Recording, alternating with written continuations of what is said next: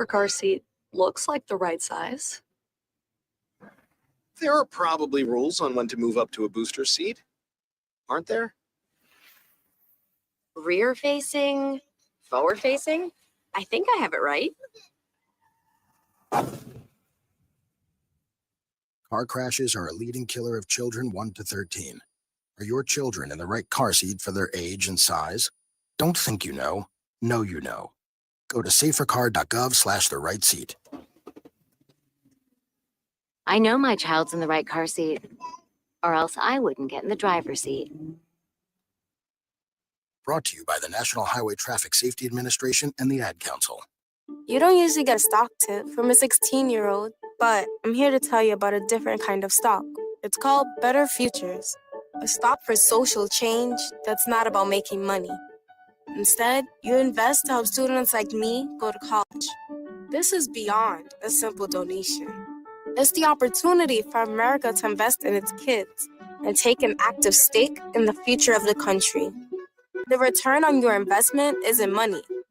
What you get back is knowing you protected our potential.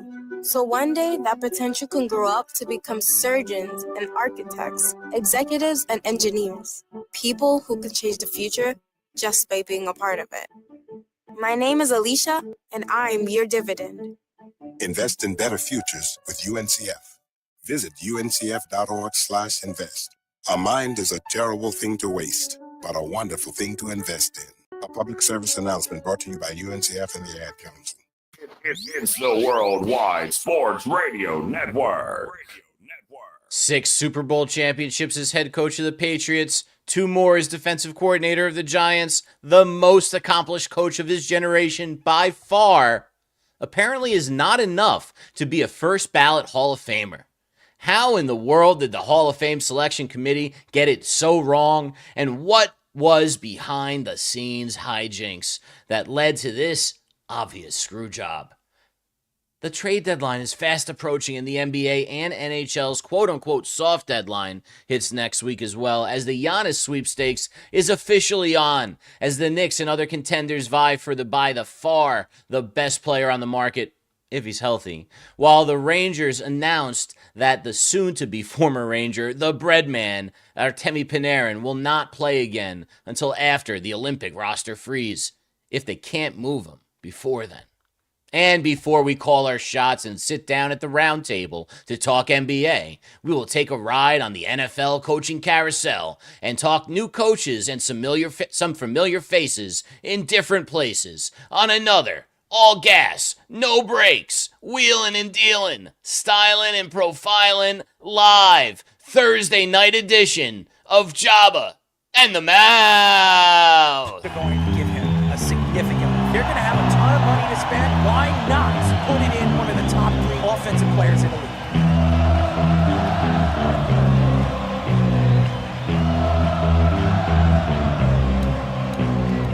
We're going to be looking at Aaron Judge and saying that he can't win the big game.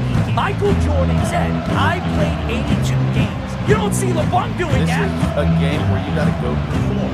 I told you, Giant fans, and Saquon Barkley, at this point, I'm gonna fight them all.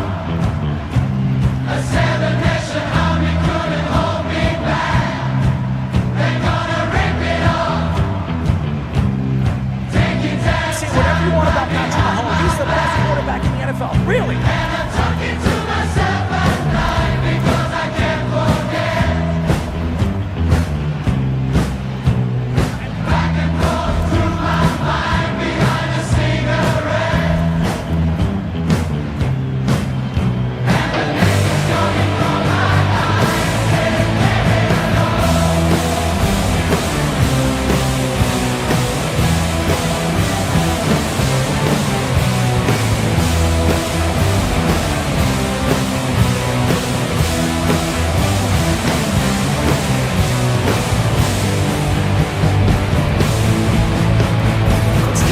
You're listening to Jabba and the Mouth.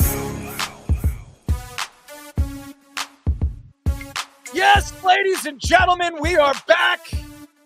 I'm not scaring anybody tonight. I might scare myself because I've been drowsing off.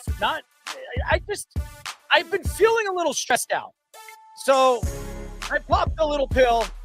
I'm relaxing, and I might be dozing off a little bit. There's a lot to get into tonight. No Jabba. Jabba's flying to New York. You're listening to Jabba and the Mouth. My name is Errol Marks, and my co-host tonight, no Jabba Chamberlain, but I'm sure he's listening. So I salute you, Jabba, and enjoy your nice first-class ride to New York. My other co-host, Mr. Speedy Petey, executive producer, Mr. Aaron Fishman, on the board, Mr. Tommy Poops. We've got our interns. We got the NR hour. Mr. Nith, our PR manager, he's in the back room, hopefully not hiding in the closet because he has reached the tip of the closet. 631-672-3108 is the number to call. Go to our website at www.worldwidesportsradio.com. Check out all our shows throughout the week, including Jabba in the Mouth every single Mondays and Thursdays at 7:30 p.m. All you have to do to tune in and check out our local listings for all our shows are go to our website at www.worldwidesportsradio.com. I want to say something. So I've been stressed out all day. There's a lot going on. I'm working on a website. I'm working on some other business deals. So everything possible has gone wrong for me today. I'm not going to mention why and what, but everything. So I was flabbergasted all day. I went to see my girlfriend. I stopped at her apartment, and she said, take one of these. These will calm you down. And since then, I've been trying to keep my eyes open and not drowsing off. So I've been trying to eat some candy, as everybody sees on the side over here. You see that? Hershey's Kisses. As I eat my Hershey bar, it'll give me some sugar, a little sugar rush. And trust me, ladies and gentlemen, when I'm on a sugar rush, I could go all over the place. But you'll definitely enjoy the show. But I will say this, and I say this because all these years doing this show, and I have met so many people. I've gone to so many different events. I met so many athletes, so many different personalities in the music industry. The one thing I can say about this industry that you can't change is you have to be ready no matter what. No matter what. It doesn't matter if you're tired, you're sick. If you're invited to an event, you have to show up and you got to do the best that you possibly can. It doesn't matter how sick you are or how you feel. You got to go out there and give your best product. And that's what I do on this show. It's crazy because sometimes I feel like a windshield wiper and my head's bouncing back and forth and no matter what, I feel like I'm never-ending water hitting that windshield. So it's just to me, an analogy, but I feel like the world is so very different now, not just in sports, but the world as a whole. And I wonder sometimes how I get through day by day and figure out, well, I'm going to get into sports conversation and I'm going to try to take people away from their crazy day, their work day, everything, keep away from their wives or their kids.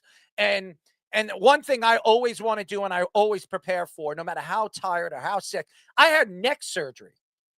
I had hip surgery. And the doctor told me when I had my neck surgery that I could not speak into a mic for 2 weeks. The day after I had my neck surgery, I was on the mic doing a show. Speedy can vouch for me. Yeah, the only day I think you ever missed a show is when you were actually in the hospital. That's right. Yeah. I don't miss shows. I don't run away no matter how sick I am. Doctors telling me I could be spitting blood. I'm going to come on the show and I'm going to entertain people. That's why when everybody asks me, well, we going to have a show tonight? You're going to have a show. I can't wait for the show tonight. And I would say, are you sick? And I've been sick. I've been deathly sick with a fever, and I did a show. And I went 4 hours on that show. So I don't care what anybody says. If you have love and you have passion for what you do, you're going to go out there no matter how sick or how tired or how roughed up you are throughout your day to give the best product you probably can or possibly can. So anyways, Speedy, how are you, man? I'm doing all right. I've been. What are you looking at? Are you looking at your lap? What the heck are you doing? No, Every time looking down. No, I'm trying to post up our Instagram feed on our Java in the Mouth Instagram with our. Is it up? With our fun new with our great new graphic that you created for our New York brand now, which is very cool. If you haven't checked out that logo yet, definitely check it out. It's very cool. But I want to give a shout out. He couldn't do a show today to Josh. Something happened with his kid. He was crying, so hopefully he's okay as well. Yeah, I heard he reached out to me and said he couldn't make it tonight because of something with his family. I didn't know it was his son. So yeah, Caleb, he called me. Carter, His kid was crying on the phone, so I was. Hopefully, Caleb and Carter are okay. Maybe they're sick. There's a lot of different diseases going around, and I think stomach virus is going on right now here in Long Island. It's been very, very bad. People have been getting sick. So hopefully, Caleb or Uncle Errol over here is telling Caleb and Carter to get better, get well, and drink a lot of water, which I do every single day now. maybe his kids will need some of your Crystal Lights. My skin is not stretching. I don't look like I'm. Well, what am I? 40? I almost said I was 73. Oh. I see Scoops over here. He's sitting over here shaking his head. But that's how torn I am when it comes to. And I've never taken this pill before, so I don't even know what it is. Brittany says it's like for stress. So I was like, oh, is it going to make me drowsy? The doctor doesn't say. I said, whatever could take me, take a little pinch of my stress out. I'll take the pill. And I did. And I've been drowsing off ever since. But trust me, I'm here to entertain people for the rest of the night. At 8:45, we'll be talking to Jacksonville Jaguars linebacker, our friend Foye Oluwakin. And he will be joining us. He has always been so generous to come on the show after the season and work with us and talk about the Jacksonville Jaguars. This guy, 10th in the league in tackles. He's one of the best linebackers in the NFL. And this is going to be a treat for all the fans that's never listened to him interview. He's an interesting personality. He's very funny when he wants to be. And he can give you the ins and the outs when it comes to the X's and O's when it comes to football. And he is that good. So, and he actually reached out to us. What was it, a week ago? Yeah, last week. He was traveling a lot because after the season, he was spending some time with his family. Obviously, the Jacksonville Jaguars got knocked out of the playoffs against who? The Buffalo Bills. So we'll get into that game. He was all over the place in that game. So, and obviously Jacksonville looks like they're an up-and-coming team. They have some good, nice young players. It looks like Trevor Lawrence looks like he's a prototypical quarterback now. He can actually make throws. So hopefully he continues to grow under Cohen. And maybe this team is an every year type of team that could be fighting for a Super Bowl. So I'm very interested to hear what Foye has to say about his new coach, Travis Hunter, a.k.a. the Gremlin, because I'm sure he has his own thoughts to him. And he's the probably defensive captain. He has to mentor Travis Hunter. Oh, nice. Anyways, ESPN Seth Wickersham reports Wednesday, to the absolute shock of everyone, that Bill Belichick did not get enough votes to get into the Pro Football Hall of Fame as a first ballot. Hall of Fame voters had to pick up to 3 names: Belichick, Robert Kraft, Ken Anderson, and Roger Craig. And LC Greenwood on their ballots. Yes, still, Belichick didn't make it. The Athletic Mike Sando and the Hall of Fame voter himself is a Hall of Famer himself, says that recent rules change allowing coaches to be eligible 1 year after their retirement instead of the usual 5 years might have impacted some old school voters, in addition to the Spygate and Deflategate cheating scandals. Many Patriot players, including Julian Edelman, both McCourty brothers, Logan Ryan, Matt Castle, tweeted their disbelief about Belichick not getting in on how he should have made the Hall of Fame on a first ballot. And they're ashamed of themselves. Well, they should be ashamed of themselves. There is also a theory that the Hall of Fame and former GM of the 90s Bills and Peyton Manning era Colts, Bill Polian, was telling other voters not to vote for Belichick as a punishment for cheating. But the Hall of Fame confirmed today that Polian did vote for Belichick. Yeah, sure. Belichick was part of the 2000s and 2010s all-decade teams and was one of 9 coaches on the NFL 100th anniversary team. All 9 other coaches were first ballot Hall of Famers. Belichick is a third all time with 302 career wins and first all time with 31 playoff wins and 6 Super Bowl championships. Well, ladies and gentlemen, I wrote a story a couple of days ago, and I spoke about my whole thought about Bill Belichick. I'm not a Bill Belichick fan. I'm not. Everybody knows I'm a Jet fan. And what he did to the Jets in 24 hours, jumping ship when it was given to him, he was very close with Leon Hess. Leon Hess sold his rights to Woody Johnson. He didn't want to work for Woody Johnson. And Woody had his own opinion about Bill Belichick before he took the job. So Bill Belichick had no interest in staying there when Bill Parcells stepped down. But here's the facts, ladies and gentlemen. As much as I can't stand Bill Belichick, and maybe if Bill Belichick stayed with the New York Jets, the Jets would be the 6-time NFL champion and maybe be one of the more successful teams of the last 20 years and decade.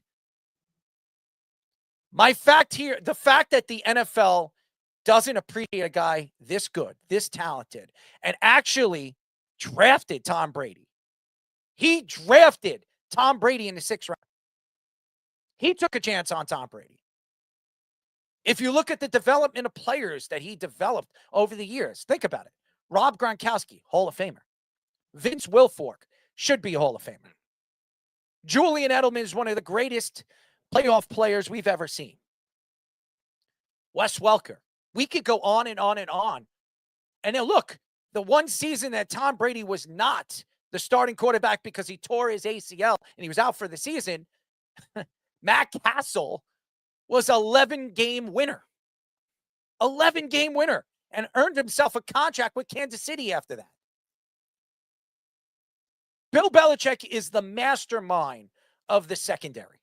If you remember those Giant teams in the 80s and the early 90s, who do you think was the guy that kind of transformed secondaries to really prototypically stop top-end offensive teams? It was Bill Belichick. Bill Belichick was the reason why the Giants won their second championship, which was early in the early 90s.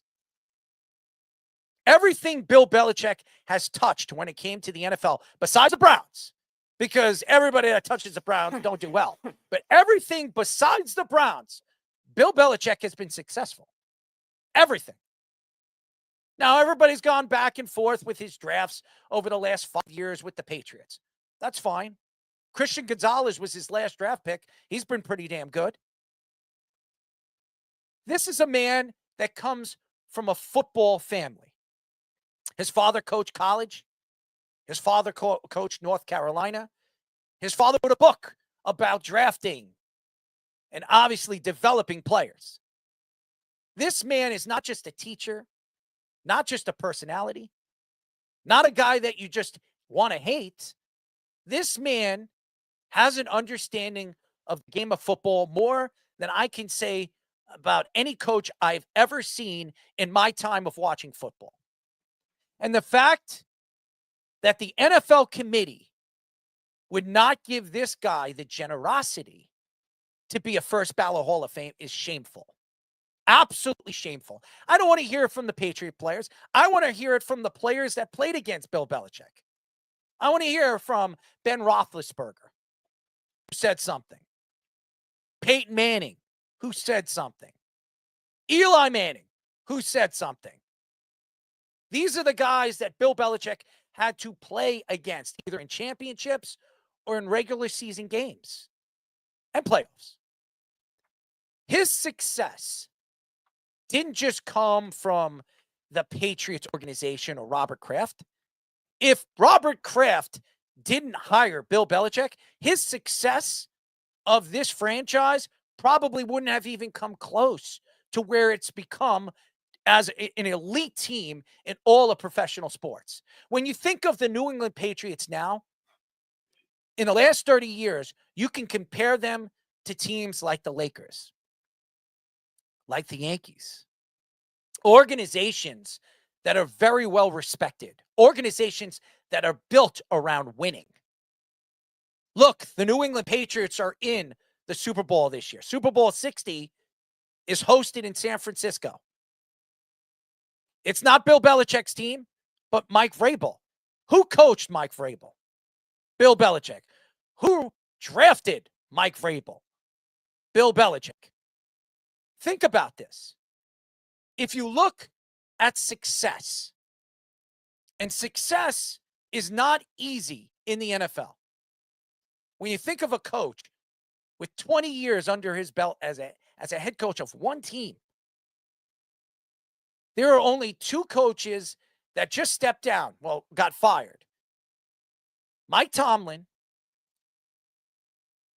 and John Harbaugh, that have coached their teams as long or almost as long as Bill Belichick in the last century. Think about that. Not Bill Parcells, not Tom Coughlin,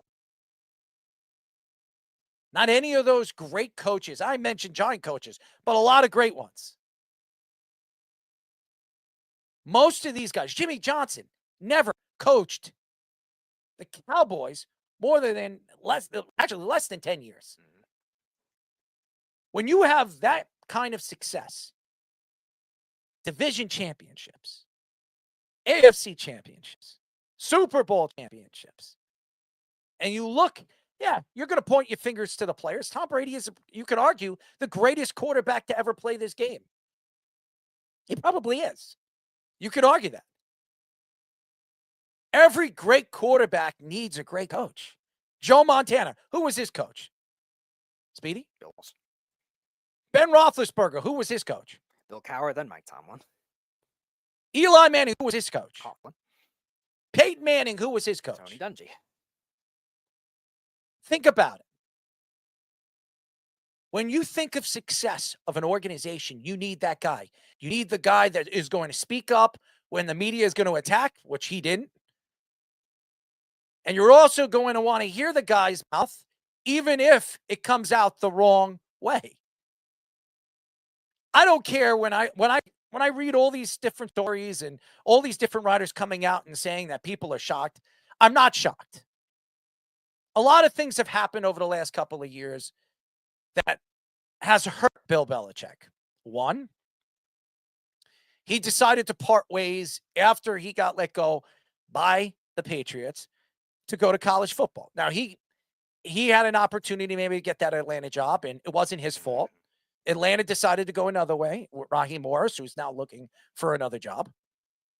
Bill Belichick then decided to go and coach college football. But while he was doing that, Bill Belichick is dating a 24-year-old beautiful woman.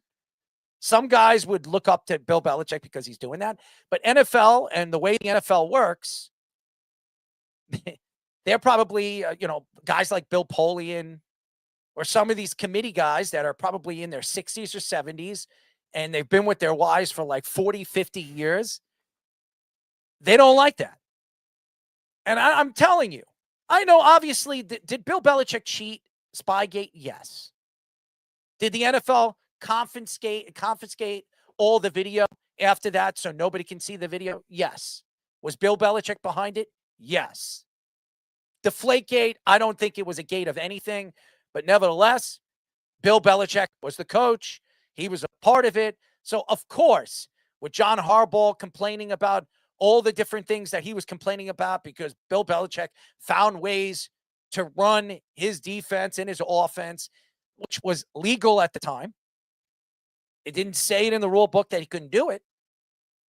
It pissed off John Harbaugh, and then John Harbaugh reached out to Indianapolis and obviously said what he said about the deflated balls and that the Indianapolis should investigate it. And they did. And I remember that was, I think, if I'm not mistaken, Andrew Luck's last year. That was his second to last year. And I think that was that was like a 44-7 blowout. Like, okay, even if you play football, is it really going to matter that much in that No. game?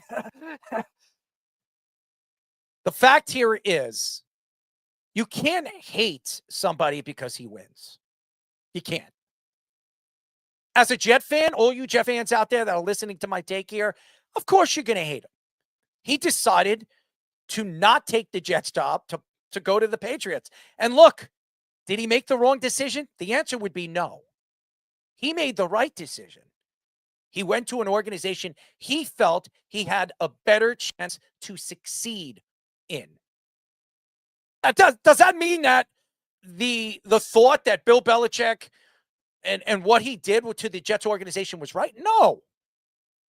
Does that mean that the Rams should have, after the fact that he cheated, when that was one of the greatest teams, one of the greatest offensive teams we've ever seen, Kurt Warner, Torrey Holt, those type of players, I mean, they had one of the best running games, one of the best offensive lines. They had 3 offensive linemen that are inducted into the Hall of Fame. Practically that whole team could be inducted into the Hall of Fame. That's how good they were. They lost against a New England Patriot team that was very young, a young Tom Brady. Did they cheat? Yeah. You only cheat if you get caught. And he got caught. They lost a first-round draft pick. They had to spend some money, a lot of money, but enough. And Bill Belichick obviously was behind it. If anything, you would look at him as a genius because he changed the game. The dual tight ends. Who do you think first did that? Everybody's going to give O'Brien all the credit for that. But who hired O'Brien? Bill Belichick. Think about it. A transitional game every decade, every 10 years, Bill Belichick found ways to win. He never had to wait more than, I think 5 years to play in a Super Bowl. The guy was always fighting to play in the Super Bowl. How many AFC games, AFC championships he was in? 8 in a row. The only guy I can remember that was in 8 championship games is LeBron James. Is LeBron James a first ballot Hall of Famer right now in the NBA if he retired tomorrow? The answer would be yes. But you know what? Nobody wants to give it. The committee don't want to give him any credit. You know why? Because he doesn't play on the football field. Oh, he's just calling the plays. I believe the hardest thing and the hardest sport to coach is football. You look at all the sports, hockey, basketball, baseball. There's just so many signs you're going to put up in baseball. There's just so many calls you're going to put your hands up in basketball and hockey. Football, there could be 70, 80 plays in a game. And you got to teach these guys. You got to get them into shape. The offseason, OTAs, coach them up. And with all that, Tom Brady was a first ballot Hall of Fame with all his success. And he was very successful. Tom Brady won 7 Super Bowls, one with Tampa. People would argue he's the greatest quarterback of all time because of his success in the playoffs and his championships. Who was the coach of the 6 out of those 7 games? Bill Belichick. Bill Belichick not only is the greatest coach in football history, he could go down as the greatest coach in sports history. Yeah, you heard it. The fact that I said it on In Like Flynn last week when I was picking the coaches. I would say, not according to that Bleacher Report, like college football historian. They had him at 21. 21. Bill Belichick. I would take Bill Belichick over Phil Jackson. To win 6 Super Bowls, one coach has never done that before. One coach has never. Even Vince Lombardi, who won 5 championships. They weren't Super Bowl. 5 championships. Never won as much as Bill Belichick. Vince Lombardi, people argue, is the greatest coach in professional sports history. In that list on Bleacher Report, he was ranked second under John Wooden, who's the greatest college coach in basketball history. Think about it. And you're going to not even put this guy in the top 10? It's shameful. And the NFL should absolutely, I don't know what the NFL should do on this. I honestly have no idea how to explain this. It doesn't make sense. None of it does. It doesn't. You don't like somebody? Well, the writers don't like him. Oh, the committee don't like him. So we're going to have him sit for a year, and then we'll put him in. What does that do? That just pisses him off. Look what they did to Terrell Owens. Terrell Owens, to me, is just a little bit under Jerry Rice. Some people say Jerry Rice is the greatest football player to ever tie up his cleats. A lot of people think that he's better than any quarterback that played in this league. And if you look at when you're trying to compare these two guys, what are their numbers? What is different about these guys' numbers? It's not by much. Terrell Owens, obviously, is a little bit under Jerry Rice, but absolutely a Hall of Famer. And that's the problem right now. How do you vote these guys in? What do you look for? Is it wins? Championships? Everybody says if you don't win a championship, you're not a first ballot Hall of Famer. Okay. Let me ask you guys a question. And this is a good question. Drew Brees is up to be in the Hall of Fame this year, right? Right? He's won how many championships? One. He's won one. Is he a first ballot Hall of Famer over Bill Belichick? No. Not a chance in hell. And I love you, Drew. Not a chance in hell. I'm sorry. I'm not going to sit here and beat around the bush. Drew Brees, as good as he was, Drew Brees would not be Drew Brees if he didn't go to New Orleans and be coached by Sean Payton, where he built his offense around Drew Brees. And Sean Payton's an offensive coordinator. Let's ask everybody, what is Bill Belichick? He is a defensive coordinator who turned Tom Brady into the greatest quarterback to ever play this game. Think about it. A defensive coordinator. We hear it all the time. Fish talks about it all the time. That defensive coordinators are defensive coordinators are the easiest play callers. It's easy. It's the offense that's hard to coach. It's the offense to try to figure out the lingo on the speaking and getting these guys in the right position. Bill Belichick was the coach of all these successful teams. Tom Brady's game-changing games was because of Bill Belichick play calling. How about this? Some of the greatest football seasons we've ever seen a quarterback have. And I remember the Randy Moss year with Tom Brady breaking records. Who was the head coach of that team? It was Bill Belichick. Think about it. And you're not going to put this man as a first ballot Hall of Famer and to be compared to some of the greats? Bill Parcells, was he a first ballot Hall of Famer? Let me ask you guys a question. Who do you think was a better coach? Bill Belichick or Bill Parcells? How about this? The two championships that Bill Parcells won. Was it Bill Parcells that won those championships and the play calling from Bill Parcells? Or was it Bill Belichick's defense that won those championships? That's what Bill's won. It was Bill Belichick. Giant fans, this is not something to beat around a bush about. We understand what it takes to win. I'm a Jet fan, and I never see wins. I see losses. I see losers. I see quarterback after quarterback, coach after coach, GM after GM. And you Patriot fans, and all you fans out there that couldn't stand the evil empire we call the Patriots, win year in and year out. That guy who we couldn't stand, Belly, I used to call him, because he used to give me a stomach ache every time I watched him, wearing his little hoodie his short sleeves, walking up and down the sidelines in the cold, in the snow.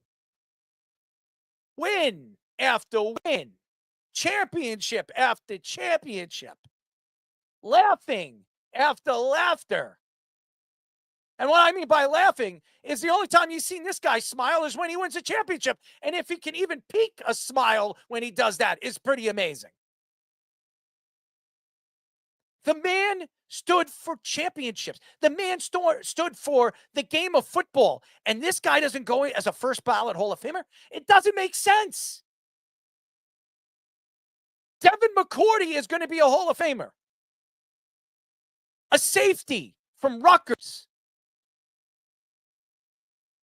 There are not many guys that come from Rutgers football that become an elite player at that position. And who developed that kid? Bill Belichick.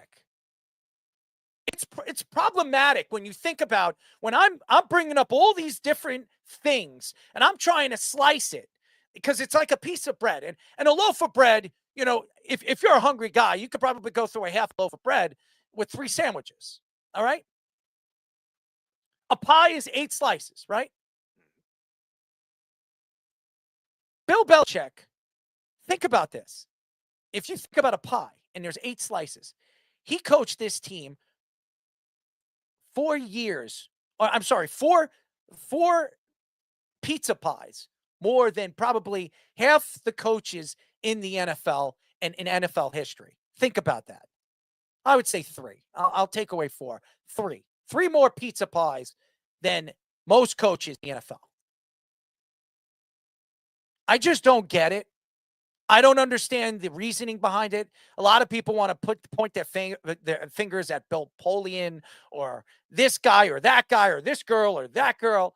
I don't think it's anybody but the committee as a whole that didn't like this man, doesn't respect this man with his success, and have reasons behind of hate because of his relationships over the years with Roger Goodell, Robert Kraft throwing him under the bus after the fact that he decided to part ways with him.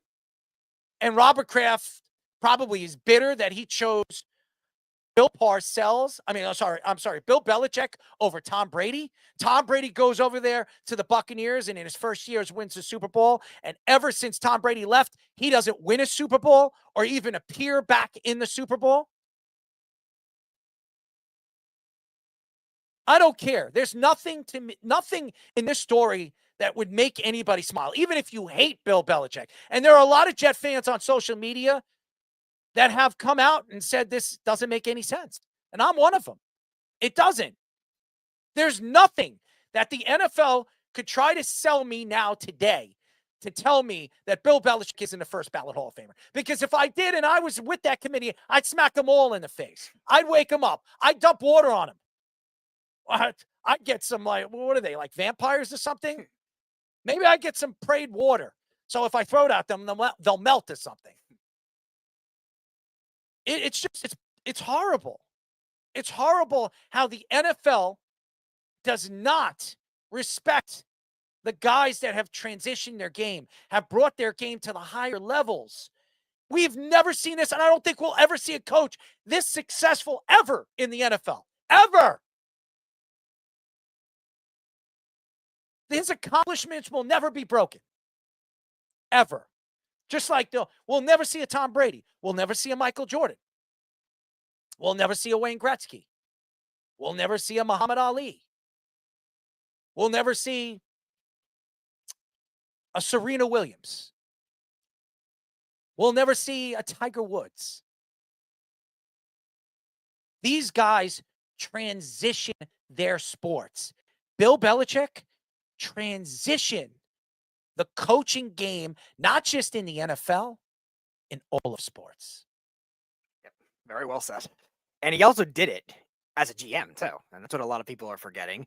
And other coaches have tried to duplicate that. Chip Kelly, Bill O'Brien, like you mentioned, he tried to do that with the Texans and it badly failed. And for whatever reasons that you want to, like, dupe Bill Belichick out of being a first ballot Hall of Famer makes no sense. And it wouldn't surprise me if Robert Kraft, maybe like he did when he was putting in denial interviews for the Falcons, all his other teams to get him a head coaching job.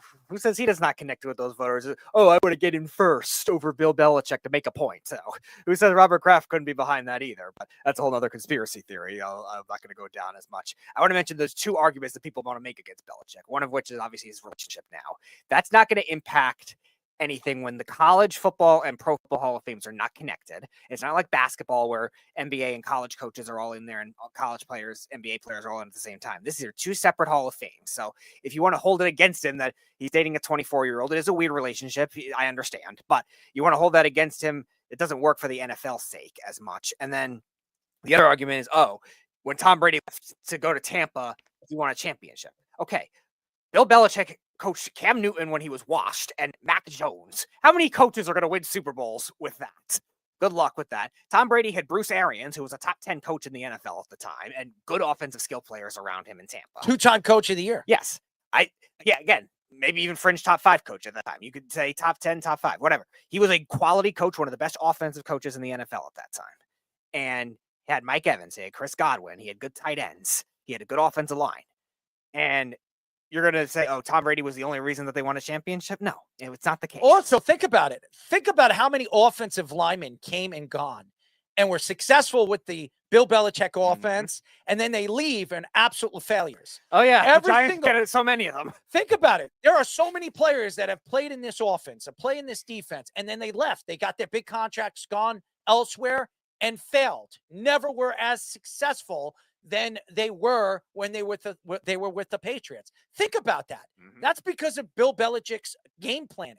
And we've had guys on the show saying that Bill Belichick is one of the coolest, one of the funniest guys you'll ever meet. Yeah, he's got the dry humor off the field. Yeah, but nobody would know that because he can't stand the media and he doesn't ever release any information out to the media, which would hurt his team or hurt any of his players. Yeah, and there's a point that it gets to just pettiness for some of these writers. We talk about with baseball, like you can't have that reflect for somebody that is a first ballot type guy. Bill Belichick, I think, is the greatest head coach ever. If you want to say he's second or third, like that's, if you're 2 or 3, you're still a first ballot Hall of Famer. He's the greatest. I think he is too. I hated him too. Yeah. I used to make, it was Lombardi. And Jeff, we have Jeff on the phone. We'll get Jeff on in just a second. I've gone back and forth with Jeff over the years. It's been over 14 years. I've been back and forth. And Jeff, as he would say, he's a Jet fan, but he has been a Patriot fan his whole career since he was a kid. And I've gone back and forth with him saying Lombardi. I'm sorry, Lombardi couldn't itch Bill Belichick's ass. All right, I'm sorry, and I love Vince Lombardi. I never got a chance to see him coach. Vince Lombardi was nowhere close to the success story that Bill Belichick built over there with the New England Patriots. He was an amazing play caller. And I don't care what anybody says. Oh, well, he didn't call the offense. What are you talking about? He's a head coach. You think he's not? First of all, and I'll say this, McDaniel, who hired him? Who coached him up? It was Bill Belichick. Every one of these guys, O'Brien, every one of these guys he hired, who coached them up? Eric Mangini decided to go and coach the Jets. What did Bill Belichick do? He took his stuff because he didn't want his guys to ever coach the New York Jets because he couldn't stand the organization. I know the story. He took all of Eric Mangini's stuff and he took it and put it in a box and put it outside the offense and locked the office and changed the locks. That's Bill Belichick. Like it or not. That's who he is. And you might not like him. And I'm a Jet fan. I couldn't stand him. I know no Giant fan likes Bill Belichick. But you have to respect him. You have to. And if it wasn't for Bill Belichick, Giant fans, you wouldn't have had 2 championships in the 80s and the 90s. Yeah, quickly before we get to on. Oh, go ahead, Fesh. What you say? Yeah, like I respect Bill Belichick. I didn't hate Bill Belichick. Jets fans hated Bill Belichick for obvious reasons. He left them high and dry and then killed them in the division for the next 2 decades. The Giants, we beat him both times in the Super Bowl, and he got us 2 Super Bowls in the 80s and 1990. I got nothing but great things to say about Bill Belichick. But you said you wouldn't get into conspiracy theories, Speedy. I'll do that for you real quick before we get I guess Jeff's calling in. Yeah, Robert Kraft getting in over Belichick would be the craziest thing. And I think it's going to happen now because there were only 5 guys on the list. Belichick's not in. He's not one of them. Who else? Were they really putting in all those other 3? Or are they going to punish Robert Kraft too? Or was this part of the plan? I feel like the Kraft. It feels like there was some of that. The Bill Polian stuff is a little too Kaiser Soze-ish for me. Apparently Ryan yes. Lee came out, and he was one of the ones that apparently did too.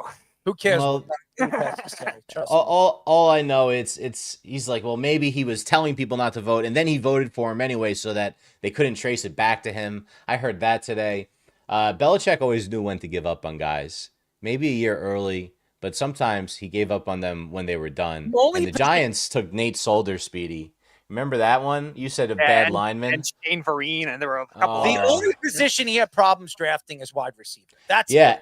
You know why? Because Coughlin was the wide receivers coach back in the day on those Giants teams, and Coughlin always had the best receivers, and it was always the best competition between the two of them. They said in practice in those days, and then obviously you saw Coughlin was the only one that could hang with him that undefeated season until it became 18-1, and then obviously in the second Super Bowl the Giants won as well with Coughlin.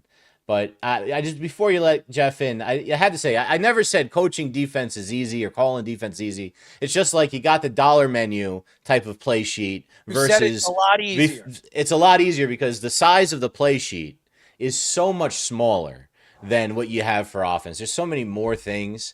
Remember McAdoo had the Cheesecake Factory menu of play calls. It had a million play calls on it. It's just a lot of defensive coordinators. They have a lot of that internalized, and they just need to get a few things out. Some advanced blitzes, Wink. I bet has just a little index card with his blitz packages for the weekend, and that's all he needs. In fact, I've seen him do it. So that's kind of the difference between offense and defense. But let's hear what this crazy Jeffrey down in Florida has to say about this. Jeff from Tampa, what's up, buddy? Errol, we have gone back and forth forever on this, and I'm a reformed Patriot fan now. I'm just like you. I'm a Jets guy now.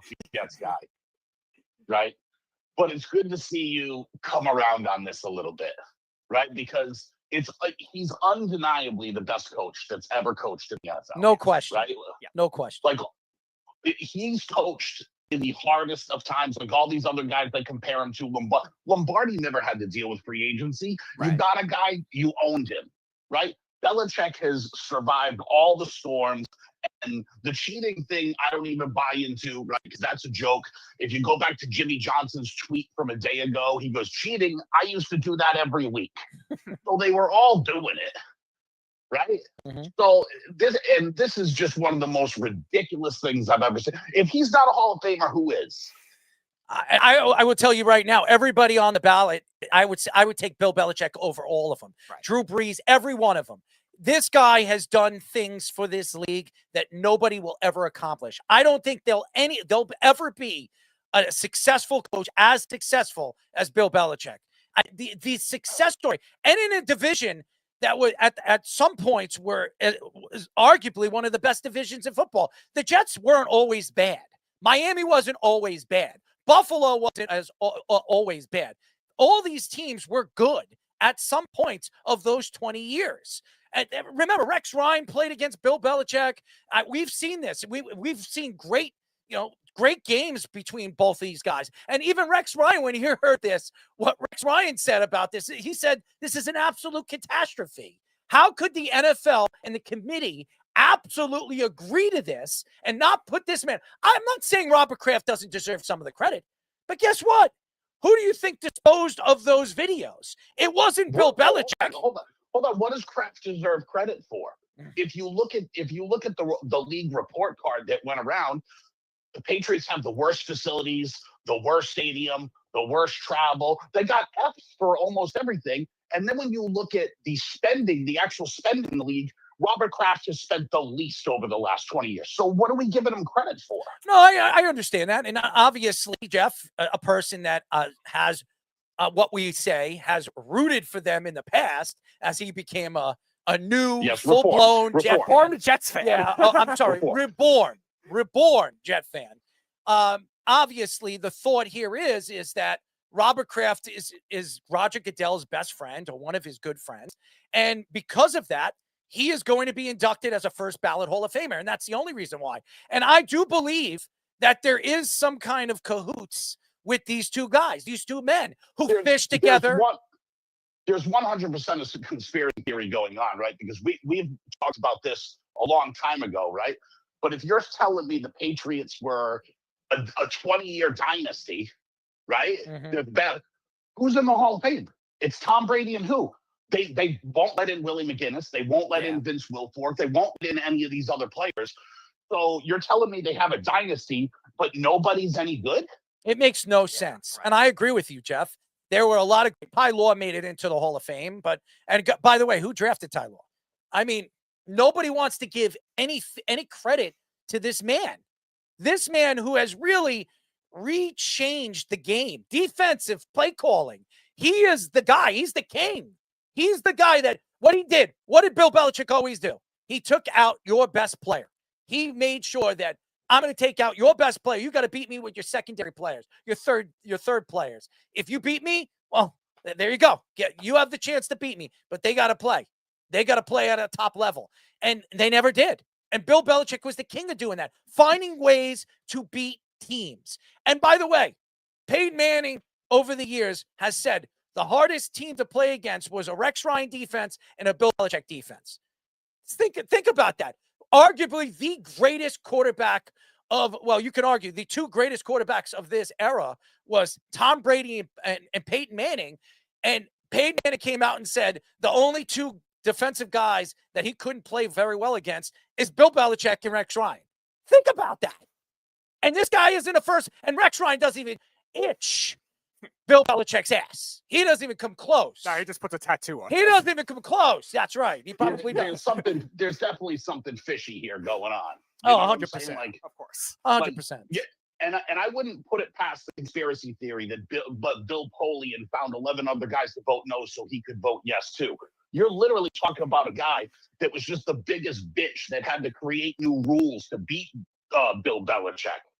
Right? Like he was the one going and complaining the whole time with the Colts and all these other teams. Yep. He's such a crybaby. He's a sly man, and again, a slither, as they call it. And obviously, Bill, and that's another guy. The Jets have hired Bill Polian over the years to hire their coaches. Yes. It hasn't worked for the Jets. But he's another guy, though. Like they come out a couple of days later to say that, oh, he voted for him. Then why did he change his story 3 times? Yeah. I don't know, Changed his story 3 times. I don't know, Jeff. I don't get dementia setting in that series that the dude can't remember who he voted for, and then B was backtracking it and then didn't know. Come on. It makes no sense. None of He's this a snake. You know, he's an absolute snake. 100%. 100% a snake. And again, the NFL, everybody on that committee should be ashamed of themselves. Should be ashamed of themselves. I'll give you another one that makes Belichick the GOAT, right? This dude actually read the rule book and did shit that had John Harbaugh on the sidelines in tears crying because he didn't know the rules and Bill Belichick did because he actually read the rule book. I mentioned that. And then it was John Harbaugh that reached out to Indianapolis and told Indianapolis, oh, they're deflating the balls. Go get them. Which is another farce, which is a whole nother made-up story. Yeah, it was John Harbaugh. Just so everybody does it, or if they haven't watched football too long, it was the one. John Harbaugh was the one that reached out to Indianapolis and created that whole Deflategate. It was John Harbaugh, who now is the head coach of the New York Giants, by the way. So, unfortunately, he remembers the rules there. No, unfortunately, and I'm not saying John Harbaugh isn't a nice guy and he's not talented at what he does.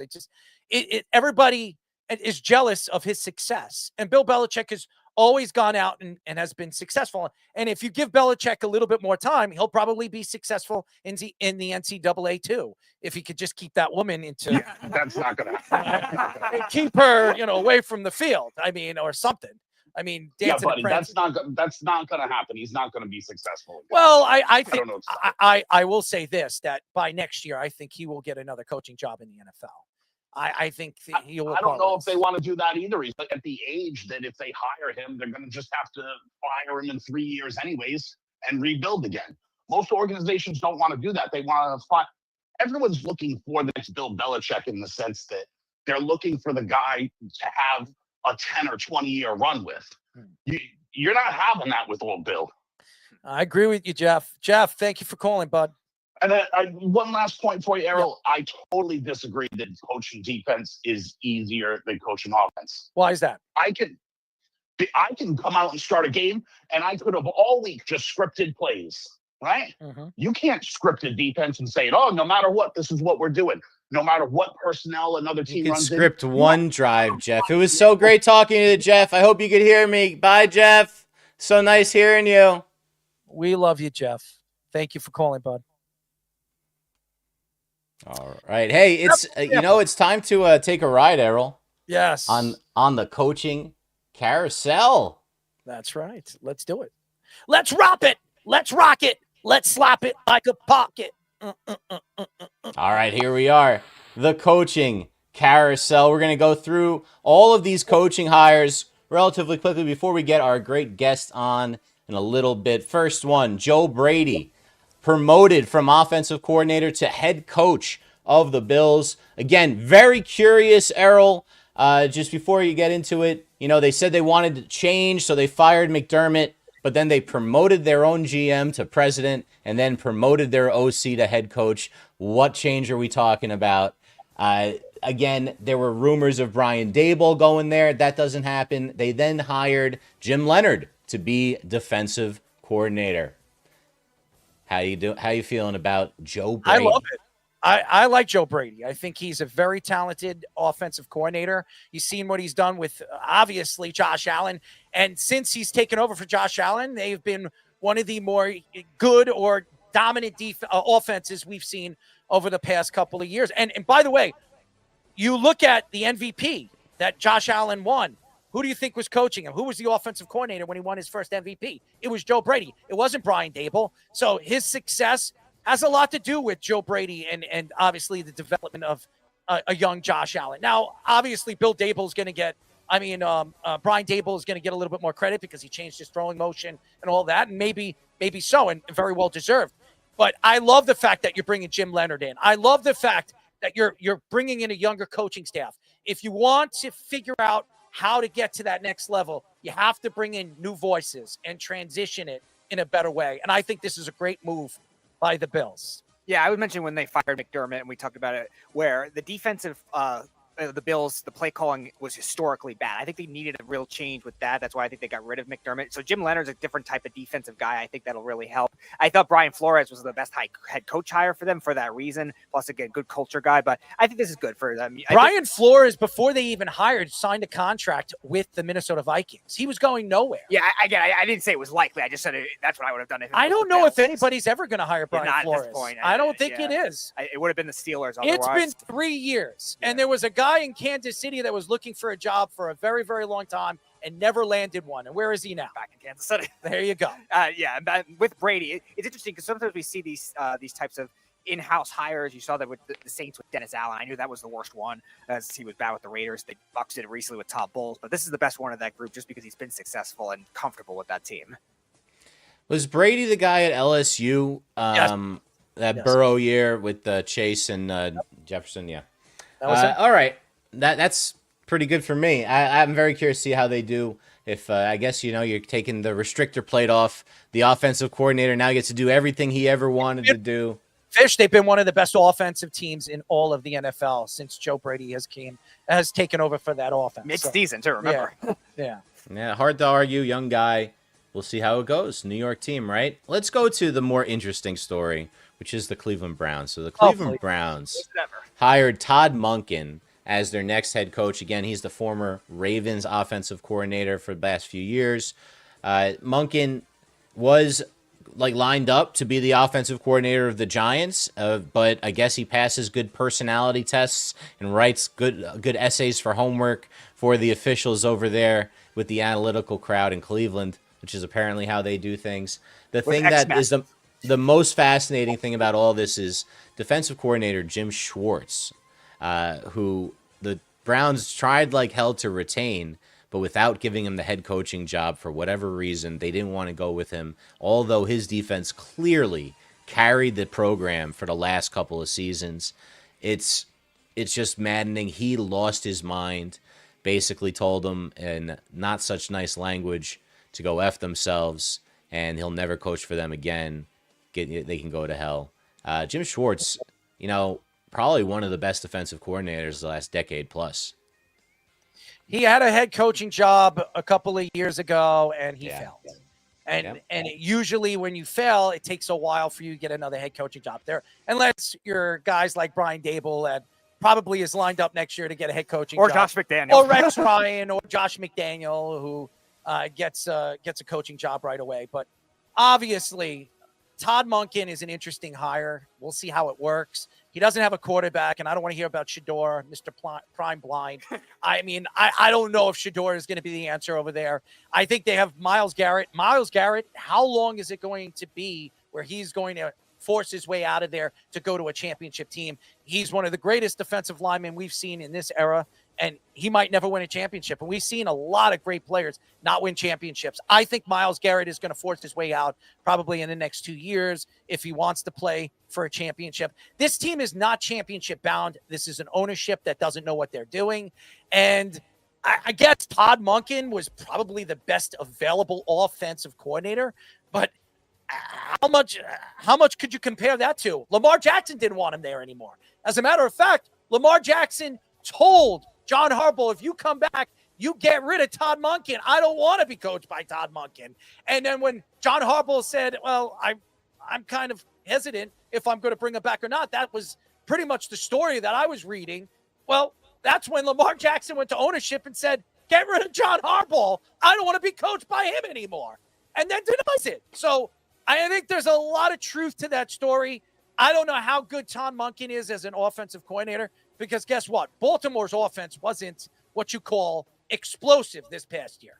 It's interesting because I think Todd Monken, I thought he should have gotten a head coaching job after his tenure with Tampa, when he actually, before Arians was there, was actually a pretty good offensive coordinator there. Then he went to Atlanta, had a good year there, and then he's kind of bumped it around. He had to adapt again to change his offense with Baltimore. So that's the one thing I do like about this hire, but you're stuck with a really Browns team that has barely any talent on offense. So don't expect it to work right away. From the Jim Schwartz angle, yeah, it looks bad when you interview him twice as a head coaching candidate and then just let him go like after that, disrespect him like that. Like, just don't even interview him if you're going to do that. He was never getting that job. Because he was really just as a figurehead to stay in the organization as a defensive coordinator.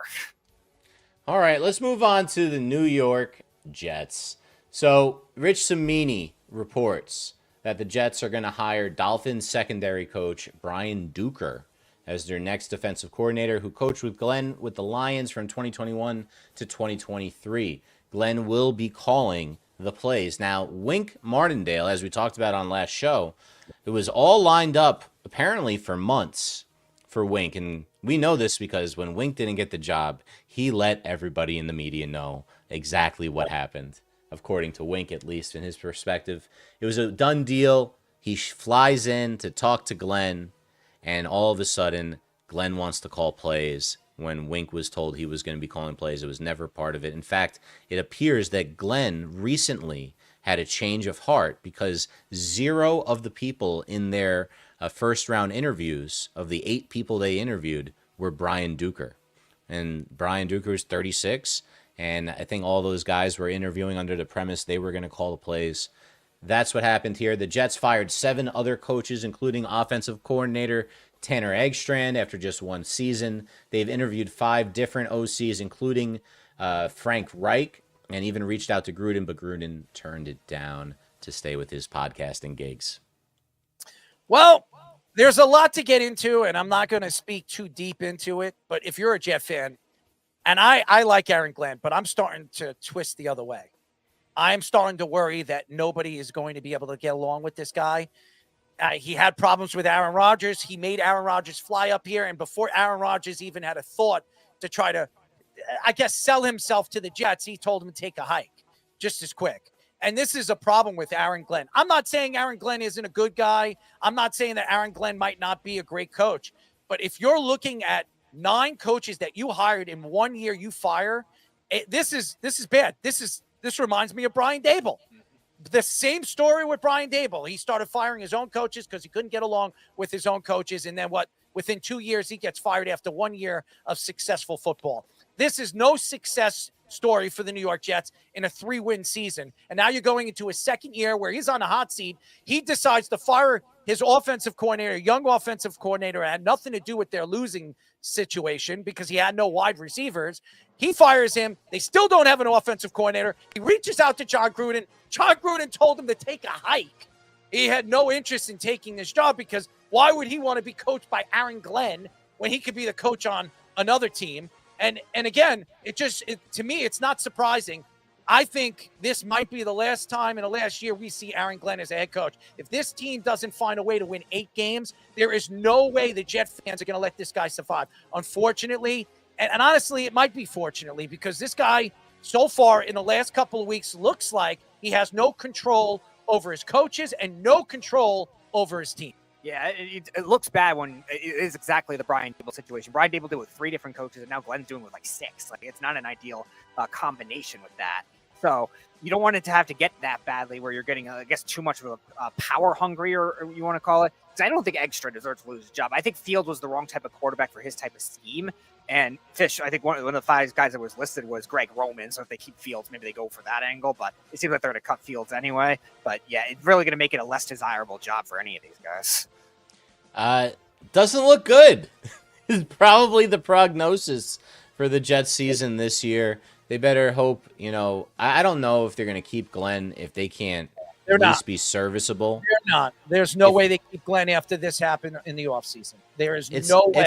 It's like telling, I don't know how much of it's the organization. I think a lot of it's Glenn. I think there's more than a few whispers that he just doesn't have a real grasp on, control of what he's doing. It's his first time. It's, maybe that's not meant for him. Maybe he's meant to be a really good coordinator. We know he can do that. So we'll see. Let's get into it. It's Brian Dable, my favorite former Giants head coach.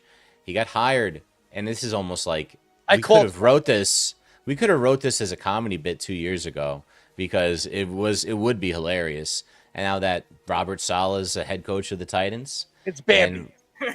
And Brian Dable is the OC. We heard some whispers that this hiring is kind of independent of Robert Saleh. Bambi Saleh hiring him. This is more the Titans ownership that wanted Dable, so I'm sure that'll go well over time. Other things about it, Carmen Bricillo, the best coach, I would argue, on the Giants last year, the offensive line coach, is going with Dable to protect Cam Ward. And there were stories that came out that Dable really, really pushed to trade for Cam Ward in that draft, moving up, trading the number 3 pick that would have been guys are messing with the cameras. All right, Bambi Saleh graphic. That's all right. We know all about Bambi Saleh. I will say this, and I'm sorry to cut you off. Go ahead. I think this is good for Cam Ward. I think that Dable knows how to develop quarterbacks. He developed Josh Allen. He did help Jackson Dart this year. I know Jackson Dart obviously didn't have him for a full season, but this guy knows how to develop young quarterbacks. I think this is an absolute slam dunk. But how long is this going to last with Robert Saleh? I mean, Robert Saleh, I don't care. I couldn't believe Yahoo Sports ranked Robert Saleh's hire as an A-. How do you rank Bambi Saleh as an A-? This guy was despicable. He's one of the worst coaches in Jets history, and statistics would tell you he could go down as one of the top 5 worst coaches in NFL history. And they're giving Yahoo Sports is giving him A-. Bleacher Report gave him a B+. It's ridiculous. It's absolutely ridiculous. And the fact that him and Dable, 2 New York coaches, are working together, oh man. How long is it going to take for these guys to be fighting on the sideline? Because Dable couldn't get along with any of his coaches. How is he going to get along with Mr. Bambi? Oh, yeah. It's a country music territory. This is a potential for the rodeo clown show with Robert Saleh. It's Brian absolutely Dable. pathetic. Oh, my This God. is an absolute catastrophe. Giant fans and Jet fans have something to laugh about. And Fish, you were talking about it. Like, it's always bad when the GM and the ownership wants one thing and Robert Saleh wants another. Those are not the teams that work out well. But you don't think it's going to be like that Reese's peanut butter commercial where the peanut butter truck and the chocolate truck, they're just having a bad day and they collide and it becomes something beautiful, that this combination. Dave will just eat it all. Dave's, well, I mean, Dave slimmed down in the last year. Didn't help a lot. Definitely didn't help a lot. Then Dave's probably used a lot of shots to trim down. Yeah, and he slimmed his brain down a lot. Yeah, Look, I met him the one time right before the season started. I told him good luck, basically. He gave me a grunt and a fist pump, and that was the extent of it. Oh, he gave you a grunt. Wow. It was like, it was like sitting there watching. He's sitting there watching like 7-year-old flag football. He'll give a grunt while Saleh will give deer noises. Yeah. No. Well, deers are generally silent, Speedy. Yeah, they don't make noise. I don't know if you knew that. They pounce. That's what they do. There's a lot of deer up by me. I don't know if you got it out there on the island. We got one more topic here left on the carousel. Let's get into it. And this one is kind of curious. The Broncos, after getting eliminated, in the championship game, fired their offensive coordinator, Joe Lombardi. Now, they didn't have their quarterback for the championship game. Jarrett Stidham was the quarterback, and he hadn't played a game in 3 years, and there was a snowstorm. Neither quarterback got over 100 yards. And then you look at what the Broncos did this year. On the offensive side, they were 10th in total yards per game, 14th in scoring, 11th in passing yards, 16th in rushing yards. Not bad. Not great, but not bad. And you can argue not a super talented cast of running backs, not a super talented cast of receivers on that team. They got a bunch of role players, and they've pieced it together. They got Sutton is their best skill guy. Is it really that guy's fault? Do they need to fire this guy? Stidham really affected his opportunity to keep his job. I think it was all on the fact that Jarrett Stidham in the second half was abysmal, and Peyton had to point his finger at somebody, and he had to point it to him. He was the guy that he pointed his finger to. And Sean Payton is one of the more accomplished offensive coordinators we've ever had in the NFL. You could argue he's probably the second best play caller right behind Andy Reid. But the fact here is Jarrett Stidham is a bona fide backup third-string quarterback. It didn't work out in the snow, and I don't even think if it was snowing that they win, even with Jarrett Stidham. I'm not blaming Lombardi. I'm not going to point my fingers at him because, hey, your backup quarterback didn't show up. If it was Bo Nix and Bo Nix didn't show up in a big game, that's different. But Bo Nix had a very good season this year, had a very good season the year before, and Lombardi had a lot to do with it. And with a young quarterback in development, it's not easy to develop a quarterback in the NFL, and he did it pretty well. So Lombardi's going to get another coaching job, an offensive coordinator job, sometime in the next couple of years, maybe in a year when a coaching transition will happen next year when they need another offensive coordinator. It's a shame that Sean Payton decided to part ways with him. Yeah, I wasn't crazy about his play calling throughout the year, but I don't think this was a fireable offense. Remember, Bo Nix also played very well the week before against the Bills. And I think he's better than Todd Monken. Yeah, probably. Number one pass defense in the NFL were the Bills this year, 156 yards a game, and Bo Nix played very well in that. So I can't criticize him for that just because Jarrett Stidham had a bad game. I think this makes no sense. It doesn't make sense. I got a quote here from Jay Gruden on Twitter. Damn, Joe Lombardi got fired, OC at Broncos. Tough business. Lost in the AFC Championships with backup quarterback. Guess he made the call on 4th and 2 not to kick the field goal. Got a tea time at noon tomorrow, Joe. Give me a call. I think people are going to give Lombardi a job pretty quickly. I don't think so. I think they're going to wait a year. I think next year when there's new coaches available, whoever needs an offensive coordinator, Lombardi will be one of those guys. Maybe the New York Jets when they're hiring a new coach, because it seems like Aaron Glenn's not going to last too long over there, the way everything is going in Jetsville.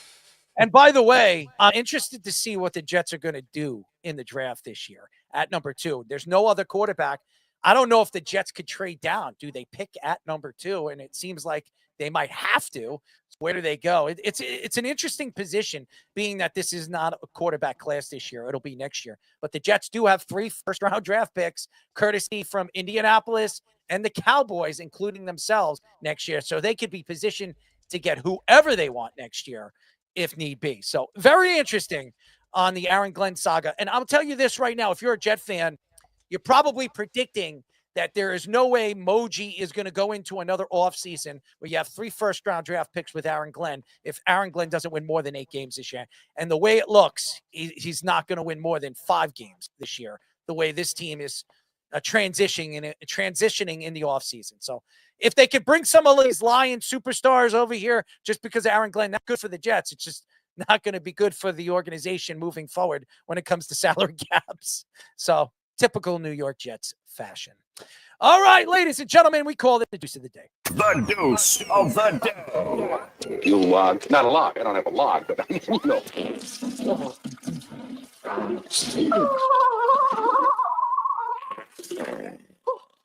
You know, ladies and gentlemen, I watch a lot of boxing.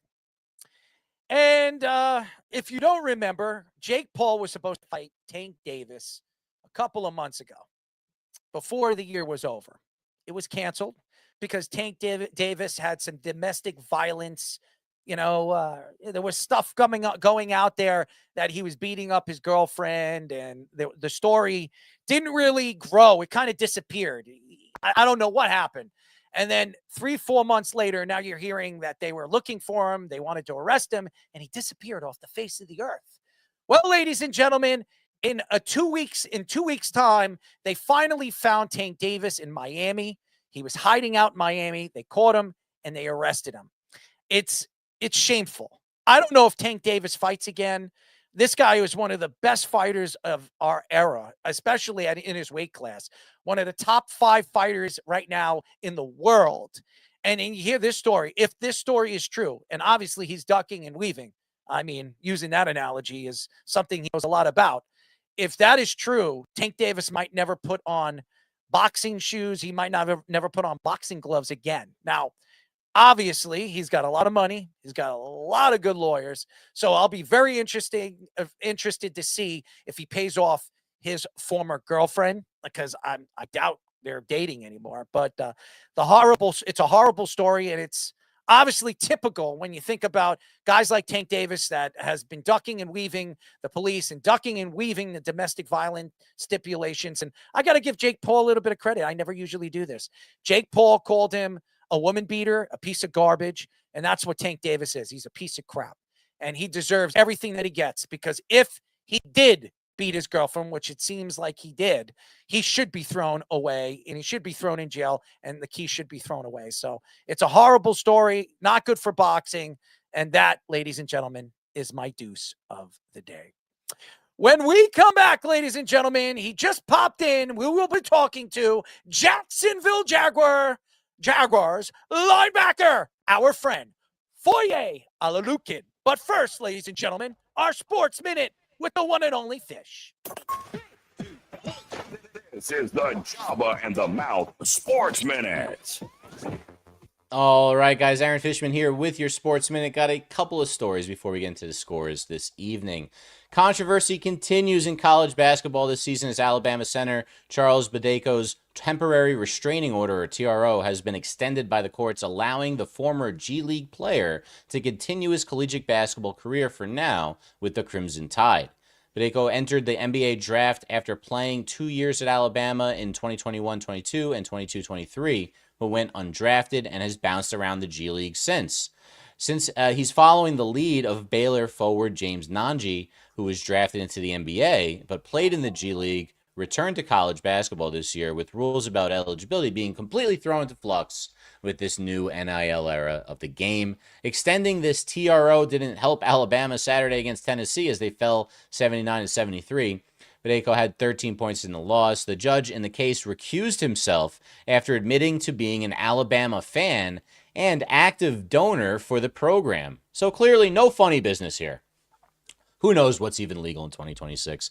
I guess the NCAA is operating under the let them play guideline, but released a statement saying the NCAA does not allow any actual bias motivated the court's granting of a temporary restraining order. Instead, the NCAA contends that the proceeding in this court has created an impermissible appearance of impropriety because of the intense media scrutiny and public speculation surrounding the court's relationship with the University of Alabama and its athletics programs and student athletes.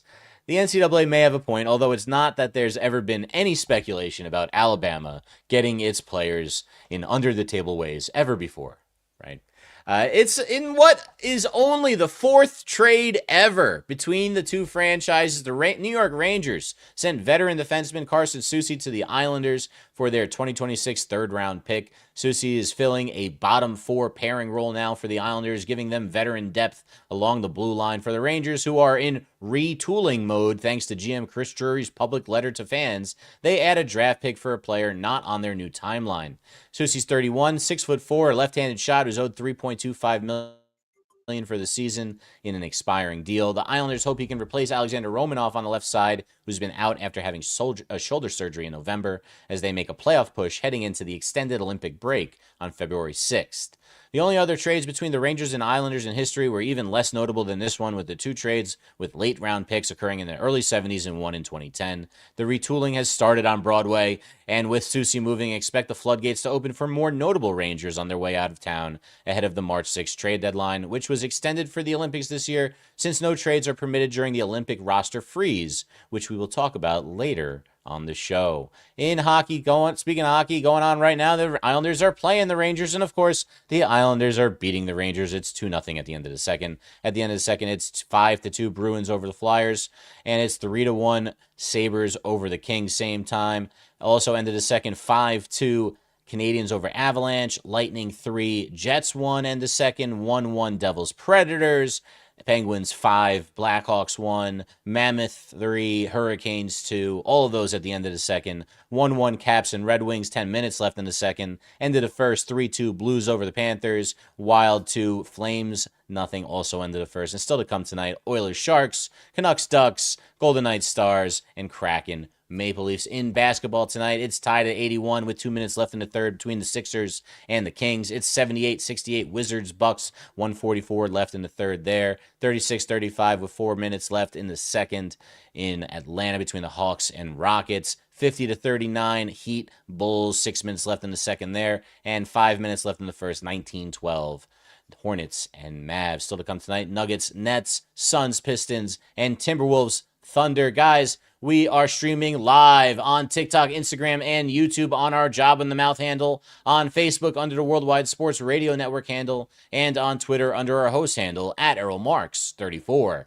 Keep downloading on Apple Podcasts and watch us both there and on Spotify. Now in video. Make sure you like and subscribe all our shorts, reels, TikToks, and longer videos you see from us throughout the week. Now back to Errol and Speedy for our guest on Jabba and the Mouth. Any questions? This is the Jabba and the Mouth Show.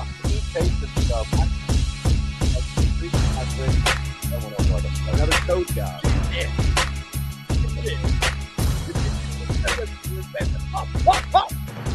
I'm not a rapper, ladies and gentlemen. You're listening to Jabba and the Mouth. My name is Errol Marks. They call me the Mouth. No Jabba tonight. He's flying to New York. Got a lot of work to do. We're going to hold heads this weekend, so I'm interested to get a chance to meet Jabba for the first time. I've been working with him for a year, have never met him in person. We're going to get a chance this weekend. And my other co-host, Mr. Speedy Petey. Remember, you can go to our website at www.worldwidesportsradio.com. Check out all our shows throughout the week, including Jabba in the Mouth every single Mondays and Thursdays at 7:30 p.m. All you have to do to tune in and check out our local listings for all our shows is go to our website at www.worldwidesportsradio.com. And our show is brought to you by Omaha Steaks, and they're giving you an extra 10% off on all your orders. If you're a Jabba in the Mouth fan, all you have to do is click the link, omahasteaks.com/Jabba-in-the-Mouth, or go to our website at worldwidesportsradio.com and click the Omaha Steaks logo. And ladies and gentlemen, if you like your beef fat, You like your beef juicy. You like your beef long, as Speedy does. Ladies and gentlemen, 10% off if you're a Job in the Mouth fan. Go and check us out, or go and check them out at omahasteaks.com/Jabba in the Mouth. And now, ladies and gentlemen, this man doesn't need an ovation. I give him a lot of ovation because this guy has been on our show quite a few times. We love him. He is a Jacksonville Jaguar linebacker, and he was ranked 10th in tackles this season. He's one of the best linebackers in the NFL today. Ladies and gentlemen, we are talking to Jacksonville Jaguars linebacker Foye Oluwakin. What is up, my friend? How are you? You're muted, my friend. You're muted. We're going to fix that. There he is. What's up, Foye? I'm good now. There you are. All right. I'm good. How y'all been? We're good, man. I mean, I got a chance to watch good football this year. You were sensational, man. You really were. Every single year, every time I watch you play, I'm like, this guy looks like he's 20 years old and he continues to play at a top level. And I've never seen a guy that wants to hit somebody every time the quarterback hikes that ball. It is pretty amazing. And every year you're a league, you're always on top of the league in tackles. What does it take to be an elite tackler like you are in the NFL? I say a lot of will, I'd say. Obviously got to get off blocks. So technique that way, physicality, and kind of just strain in order to get to the ball. A lot of downs aren't, designed for they have a blocker for you when you're in the middle like that. So really just able to diagnose the play, use your hands or whatever to get off a block and everybody finishing at the ball. And then, the extra strain and physicality and bring the guy down. That's the kind of the finish of the play. So you kind of get in a sweet spot as the game goes on where you just feel like you can bring anybody down. So hopefully hit that sweet spot kind of early in the game, and then you feel like you're a force to be reckoned with. Well, I like the sweet spot, but with my woman, that's my sweet spot. But There you go. I know a little bit about that. I know a little bit about shaking and baking, but that's a whole nother story, ladies and gentlemen. We're not here to talk about any of that. We're here to talk some football. One of the best tacklers in the NFL. So Foye, obviously you have a new coach, and this guy has been fantastic, offensively sound, really developed, I believe, a guy like Lawrence who needed a little bit more time. He's had multiple coaches over the past year. Doug Peterson is a very well-known offensive coordinator. It didn't really work out with a guy like Doug Peterson, but you bring in Cohen, and he has been sensational in his first year. He took your team all the way to the playoffs. What was it like being coached by one of the more unique offensive minds in the NFL? It was good. It was early in the year. I think we stuck with that run game a little bit more. So you see us kind of sustaining drives early in the game. And I was just, whether we scored or didn't, I was happy we were moving the ball this year. So they would come to the sideline. And I kind of understood quick, like, eventually these are going to turn into touchdowns if they weren't already. Touchdowns or 3 points, just the way they were able to move the ball on the ground. We were able to do that early in the year. It's going to open up the passing game for us. So just the way that we were moving the ball, I was excited. They come back to the sideline, like either they scored or didn't score. I was excited. Like, we're not on the field the whole game. Then obviously, if you just keep giving them the ball back, they're going to get a couple first. They're going to be in scoring position. So that's kind of how it started. Then you saw, from that the puzzle pieces or the chess match that he was playing out there with all the pieces that he had. And then you saw it all get aligned and we went on that run. And it was really just to dictate what they wanted to do out there. Obviously, some games we started out maybe a little slower, but as soon as he got to the calls and sets that he wanted, build it through formations and stuff, like it was fun to watch. And then Trevor obviously was the benefit of all that, beneficiary to all that. The way he was playing, the confidence that he gained to kind of go out there, do his own stuff, make his own checks really from times, and kind of ball out there. It was cool to see. So one of the big things with you guys was the run defense this year, top 5 in the league. And a lot of the teams that made the playoffs this year and went far were top. Oh, you were number 1. And people keep saying the Patriots were number 1. I guess they were lying to us, but number 1, top 1 run defense. Yeah. So when we first had you on 3 years ago, there was a lot of emphasis on the passing defense, the spread offenses now, and you kind of saw it switch back with the Eagles winning the Super Bowl last year, and then you're seeing all these like successful run games this year. Like, do you think it's kind of transforming back to that maybe spread or more exotic running type team than run defenses like you guys? Like, was that a big point of emphasis going into the season, that maybe stylistically? Even with like the Eagles game, or even if you play like a team like the Chiefs, who are kind of, you think they're known for passing the ball, stopping the run is the way to dictate the game. That way you can like have split their playbook in half. They feel like they can't get it to second and short, second and medium, second and 6 and less. Their playbook shrinks a lot. So just stopping the run on early downs allows your pass rushers to really wreak havoc, or if they're, I'm gonna say scared. I mean, it looked like they were very scared of our pass rush the whole year. We got so many hurries, but they ended up throwing quick game and screens a lot of the third downs where a lot of guys get sacked. They didn't even want to hold the ball. Or if you like send a zero pressure look, they'll get rid of the ball, or maybe bring in the Max Pro to try to chuck one up. You stop the run game, you're able to dictate what the offense does on defense. So that was big for it. We always had the pieces, kind of just the details within it. And everybody talks about doing your job, doing your 111, but really just trusting how you fit in that gap piano scheme. You got to fit, in the puzzle piece. You got to fit in the right place. But everybody doing that play in, play out. Big guys have to do first down boots, screens and stuff, try to get us off track instead of us playing on the field the whole. We are talking to Jacksonville Jaguars linebacker Foye Oluwakin. I love that. Oluwakin. That's how they say it at the stadium. By the way, I ordered your jersey. I bought a jersey recently. Now, a lot of guys on this show make a lot of jokes. I'm one of those jokester guys. I get jerseys just to make fun of people. And there's a guy on your team that was drafted. He was a Heisman Trophy winner. He was knocked out early in the season, 10 games into the season. I'm not a big fan of, okay? I met him at the Heisman dinner.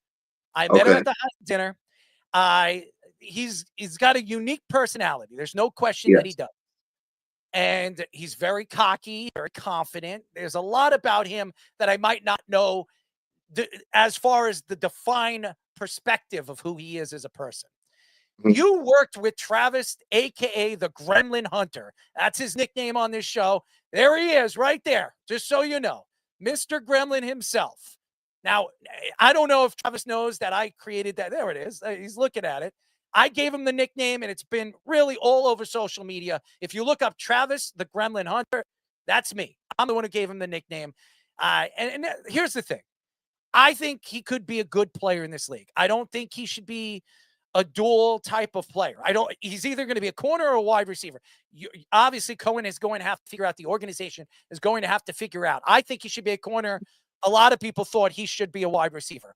Tell us a little bit about your connection with Travis, the Gremlin Hunter, and what type of player is he? I see him on a lot of television commercials. He's all over the place. He likes dancing and prancing and doing all that other stuff. What type of person is he? I was actually fortunate to see him when he was still in high school. When I was in Atlanta, I think he's from that Georgia area. During that COVID year, a lot of people were training the same gym up in northern Atlanta. So I seen him as like a highly touted recruit. And they told me like he's always going to be next up. He's going to be really good.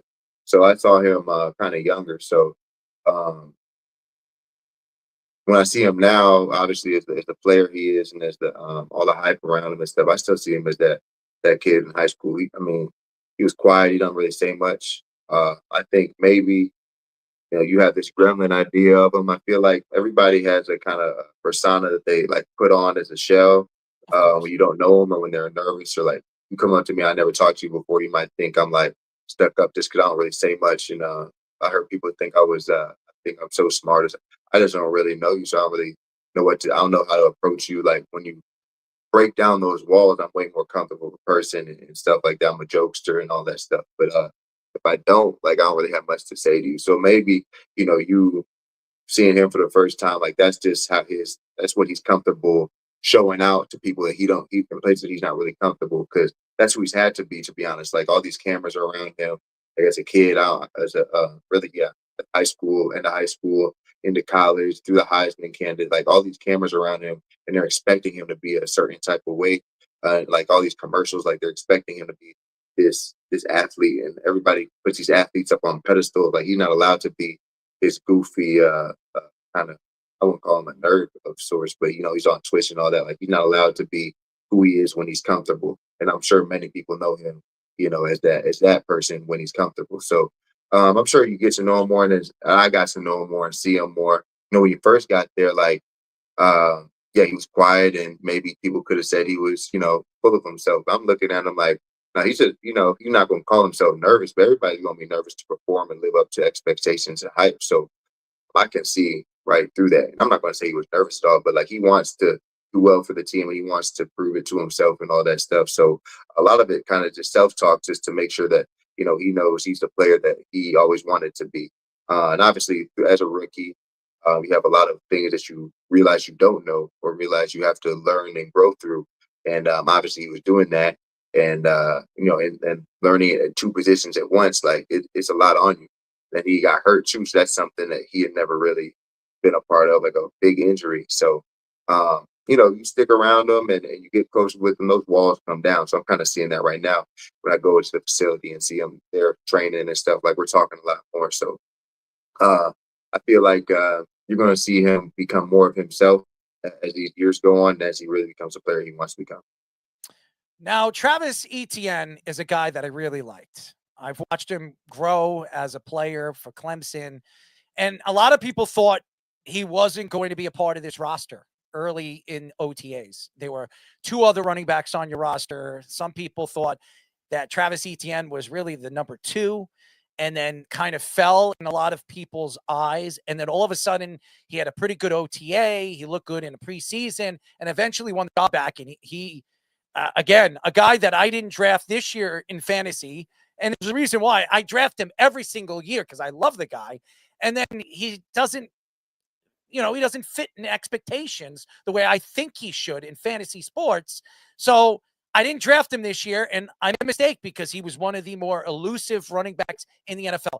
What do you think he changed this year as far as health-wise? And obviously on a football field, it's made him the elite running back that he became again this year. Yeah, that's my guy. That's one of my best friends on the team, Travis. So obviously started when we had to go against each other in training camps and stuff. But I just saw the talent that he had. And I called him, when I first got there, Marshall Faulk, just because, I saw similarities, and he can catch up the backfield. He's good up with the ground. But then, like you kind of saying, like his body don't really look like an NFL running back, but he's so explosive and fast and stuff. But he just, didn't necessarily, like if you look at him, he kind of looks a little not, NFL running backy. But he got all the traits. So I kind of, after our bad year, everybody kind of wanted to be better after that, whatever, 4-13 year. And I told them what the business of the game was. I said, a lot of people are talking bad about you, and really us, everybody on the team right now. We're gonna have new GM, new coaches and stuff that come in. It's gonna be a contract year essentially. So you're gonna have, they give you an opportunity to go out there. You're gonna have to start from square zero. People are gonna come in and gonna have their ideas of, and maybe they might bring somebody else in that they like, that's going to be their guy, their pick, their free agency, whatever.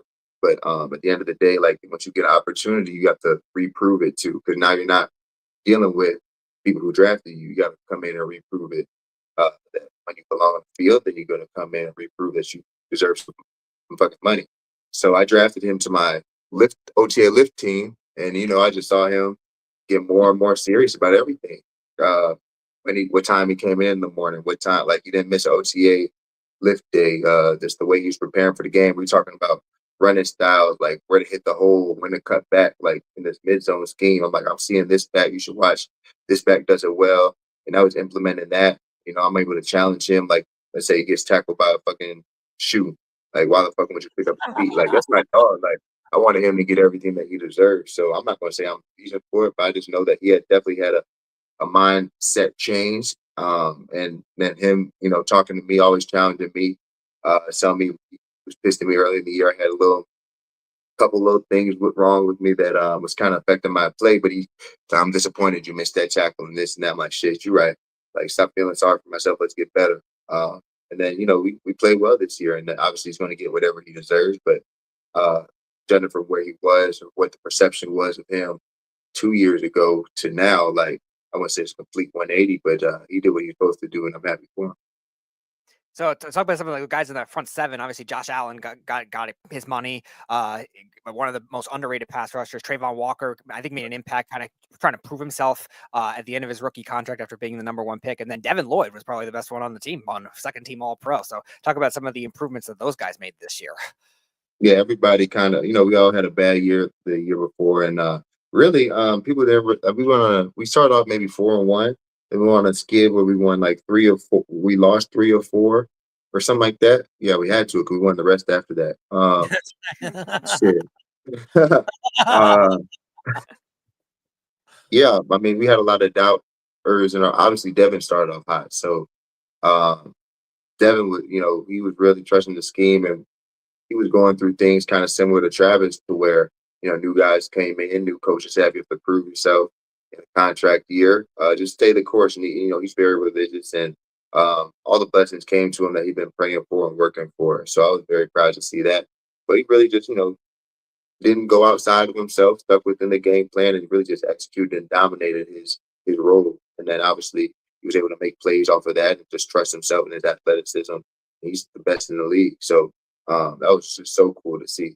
He got guys like Josh and Trayvon. We really just, Trayvon kind of a similar situation. Like he's trying to go out there and get what he deserves.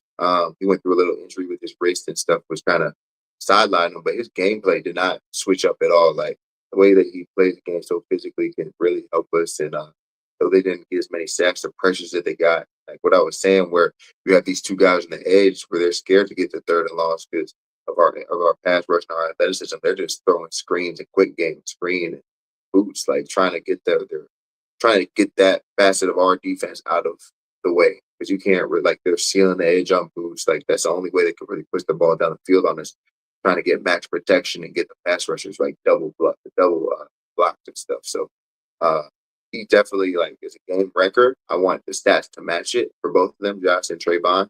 But what they were doing for our team, you can't really put words to it. And then similarly, like with the guy inside, Devon Hamilton, he was so important to our run game too. Like when he's in there, the way that he was playing. So everybody just played well, but they were just owning their roles and then playing for each other. So it was cool to see. We are talking to Jacksonville Jaguars elite linebacker Foye Oluokun. Foye, there's a guy on your team, Brian Thomas Jr. I think this guy is as elite of a wide receiver in the NFL. I really do believe this guy could be a top 3 wide receiver in all of football. This year, I don't know what happened. I don't know if he was hurt, he was unhealthy, but he wasn't the same player he was in his freshman year. He wasn't.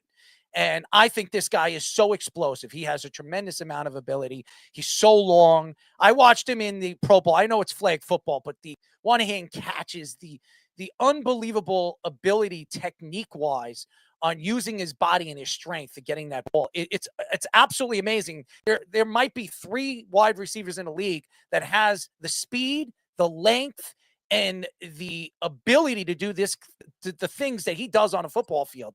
What type of player is Brian Thomas Jr.? And do you think this year was because of injury or something that was going on or was affecting him on not having the season that he had in his first year? Yeah, I'm not really in his head or nothing like that, so I can't really say where he was like mentally and stuff. But we all go through injuries or things that's nagging us throughout the year. So yeah, I'm excited to see what he comes back and does the next year. But obviously, like coming from his rookie year to second year, a lot of things like you just learn what you need to work on. Like you think people sometimes when you have success early, sometimes people see you and they're going to force you to maybe prove what you haven't shown yet, or they're going to keep putting you in positions where you're not excelling. Like they're going to like. He was a very good, let's say, deep ball catcher. They're going to definitely try to take away that deep ball. They're going to invite him to do something else on the football field and see if he can excel at that as well. So, whatever happened early on, I think as the year went, and it's a new scheme for him too. So he has to understand how to run those routes, and timing is always important and stuff. As the year went on, he started playing better and better. So I wasn't really concerned with it. What they call it, like a sophomore slump or some shit. Like whatever happened early in the year, like he just put it as something to look at and then motivate you to grow from and learn from. Because now he has a role in the offense where you have to stop so many people. That when he does get his opportunities, they're going to be there for him. He's going to get his one-on-ones or whatever design plays. Like there's going to be sometimes like we need him to go make a play. But when those opportunities come, I know going into this third year, fixing up the stuff that he was kind of battling through the second year, with a fresh, new slate, fresh feet, I got a lot of confidence in him going to make these plays. Everybody that listens to this show knows I just love him. I love him. I think he's that great of a player. I think I watched him in LSU. I said, this guy is going to be a beast. I think he's the best wide receiver in this class. When we were talking about Adunze and all those other guys, everybody forgot about this guy. There were 3 other guys in front of him, and they were like, well, he's good. And I was like, he's more than good. This guy is going to be explosive. His freshman year was as good as anybody's. And I said, he's better than Adunze. He's better than this guy. He's better than that guy. And I still think he's an elite player and he's going to get a chance. But you guys made it to the playoffs, and it was an amazing season. And you were matched up against the Buffalo Bills. And I always watch you for you because I'm a big fan of yours because you've been on our show. So I'm always rooting you on. I want you to do so well. And I watch Josh Allen play. And this guy has a heart that I've never seen a player have. I mean, this guy will go out there, put his body on the line for his teammates, put his heart on the line when it comes to losing games and going up there, talking to the media and then breaking down crying. I think he's a great person to just fall in love with as a personality. But when he's on a football field, he's almost impossible to tackle. He's huge. And I watched you in the playoff game. You were all over the place and you were hitting him. And this guy was just bouncing off of everybody. It was like a ping pong ball and you were the racket. What type of player is Josh Allen? Why is he so hard to tackle? Yeah, he's a big, he kind of like got a tight end body. I'd say he got a tight end body, but he still runs fast. And then obviously with the way the quarterback's protected, you can't approach him like a damn tight end. So a lot of times he's pump faking and stuff, and he's approaching the line of scrimmage, pump faking, looking downfield, and you can't, tackle him the normal way, which you're told to tackle him the normal way. But it's the ball's in your face when he had the ball like this. And it kind of makes it look when you're distracted by the ball. And then obviously you can run through arm tackles, which most quarterbacks don't, I'd say, because they're half sliding. He's not sliding at all. He's going to run through all that. And then, he understands when you're in empty, when you can see the empty, he can kind of make a drop back look like a draw, just because he decides, all right, it's kind of towards the red zone. It's my time to shine. He's going to run through arm tackles, get those 6-7 yards that way. It was trying to break it open. Like, I feel like in our game, there's a couple of boosts or keepers he kept, but it was most of them quarterback sneaks towards the end of the game, which he runs it differently. That they call it tush push. It's not really a tush push. They just run that sneak with the tight end kind of pushing it from behind, but they ran it differently than Philly, where like Jalen's trying to get low and he just stands up, and then because you can't bring him down, one-on-one, trying to stand up, then everybody gets behind him. He's lifted in the air and they just keep pushing him forward. So what they had going there was definitely a new that was an interesting little wrinkle to the tush push. It's really sneak, but he just knows his body gonna stay up and they gonna push him forward. Like, this shit was crazy. But props to him. I got a question for you. Who do you think would win in a Twister contest? You or him? What's Twister? The game? Twister? Yeah, you spin and there's like colors and you put your body. Why am I playing Twister with him? What are we doing? He got a wife or something, He's married. He has a kid on the way. I don't need no Twister with him.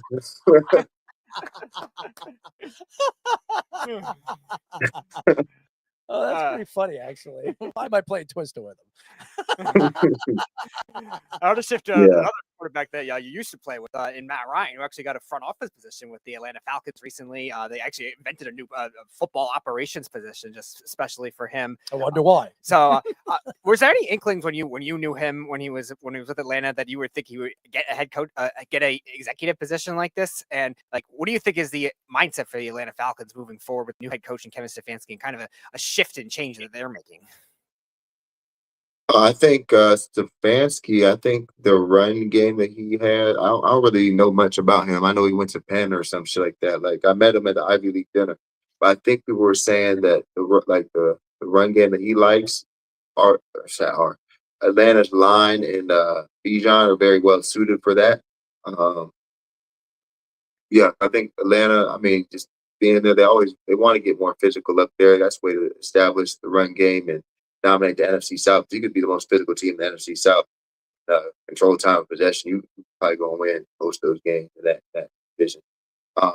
Just dating back from when I was there. I think the Saints at the time was winning it, and then obviously when Brady came, obviously he was winning it. But those are teams that did have a run game while they were on top. So I think Matt Ryan, that picture him, I don't think he's going to be a coach per se, but I could definitely see him being a personnel handler like this, team builder in Atlanta, just because, he's a great leader and then a great evaluator of men as a person and stuff. So obviously you got to look at the talent, but in order to build a team, you got to have the right people in the building. So I think them hiring him is to do that, to evaluate the coaches that are coming, I think they just hired a GM actually. He just seen so many people in the NFL. He knows what teams look like when they're good and who runs the teams when they're good. I'm sure they trust his opinion on who they have to build it. Foye, you're one of the best tacklers in the league, and we said that over and over and over again so far in this interview. You are as good as anybody in the NFL. And we talk about technique. So everybody wants to know, and I'm sure a lot of football fans out there want to know, you faced all the top quarterbacks in the NFL. Who is the hardest to take down, one, and who is the best quarterback so far in your career in the NFL you played against? Who's the hardest to take down? Yes. Lamar Jackson probably going to be the hardest to take down if you can touch him. I like the quarterbacks who try, like Justin Herbert tried to run me over this year. I don't know what he was doing. Like, that's a free tackle for him. Obviously, we talk about Josh Allen. If he can run away from, but similar, like, if he tries to lower the shoulder on me, I'm not really too concerned about that. But Lamar just elusive, especially when he decides that he's, going to run so fast, and then he's elusive like that. That's good. And then Mahomes, man, I don't know how big he is. Whatever, he probably 30 pounds more than what the scout report said. That's a big boy right there. He's a hell of a competitor too. Like, he'll lower his shoulder on you last second. He'll run through some stuff. He'll stay up. He kind of getting up there like Roethlisberger. When Roethlisberger's still athletic, like he's staying up through hits and making throws and stuff. Like, he's a big guy, bigger than people think. So, yeah, he's pretty hard to take down actually. And Trevor Lawrence was pretty hard to take down for Chris Jones when you guys won that thriller on Monday night. Oh yeah, thank God. Yeah. Well, but who's the best quarterback in the NFL? Who do you think is Mahomes still the best? You think Mahomes? He's a hell of a competitor too. Like the way he plays to win the game. Obviously they didn't have their best year this year, but what he's able to do back there and willing his team to wins and stuff. I don't think he turned. I didn't watch him that much. I don't think he turned the ball up over. Like, he used to have crazy turnovers. Just doing crazy stuff a little bit too much. Maybe he did a little less this year, knowing that his team probably needed the ball a lot more this year. I don't know the stats on it, but it just seemed like he was taking care of the ball a little bit more. Who else played really well? Stafford still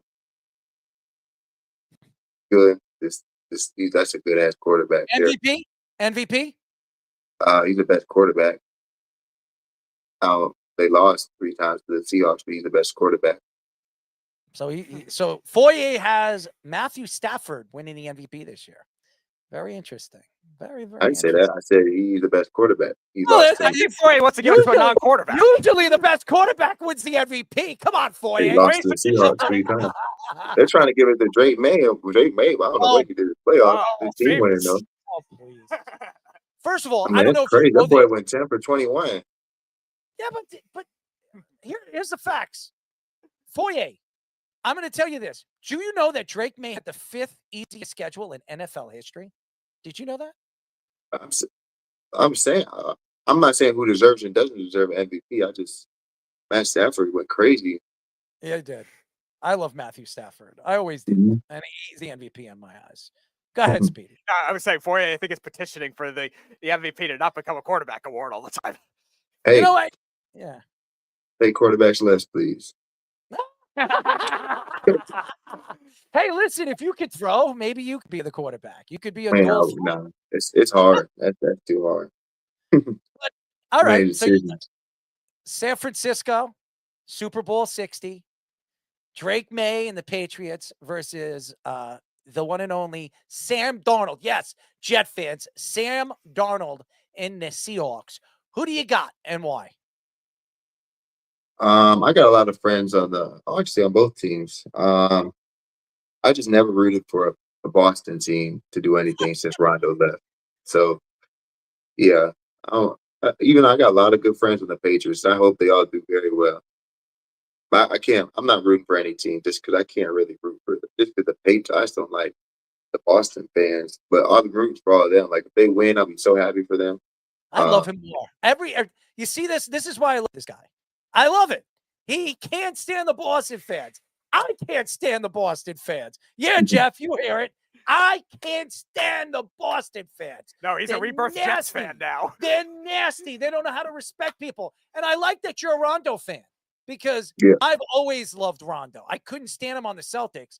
I've always liked Rajon Rondo. So, and he was a great, first of all, he can rebound, he can score, he can assist. He was a great defender. I think Rajon doesn't get enough credit because he played with, I don't know, Kevin Garnett, Paul Pierce, Ray Allen. Nobody gives this and guy Errol's favorite coach, Doc Rivers. Can't stand Doc.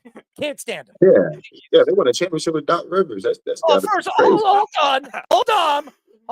Who's calling the plays? Tom Thibodeau. Let's not hide behind the truth here. We all know Doc doesn't know how to call any plays.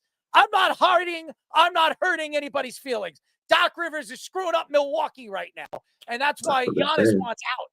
I'm just helping you here, man. I know you're a basketball fan. We could go on and on and on about basketball, but we're not. We're talking a little football. So who do you got? You got Seattle? If I was to bet somebody else's money, I'd bet Seattle, but I'm kind of pulling for the Patriots to do well. I know you have definitely two former teammates with the Patriots with Muma and Chase on. Any on Seattle? I might have former teammates on Seattle. I don't really know where everybody's at. I train with a guy. They're one of their backup safeties. Maybe he's playing more, Ty Okada.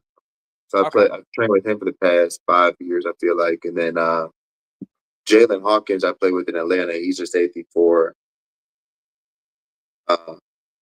Patriots. They got Dearness Johnson up there too. He was a backup running back for us here. One more person up there.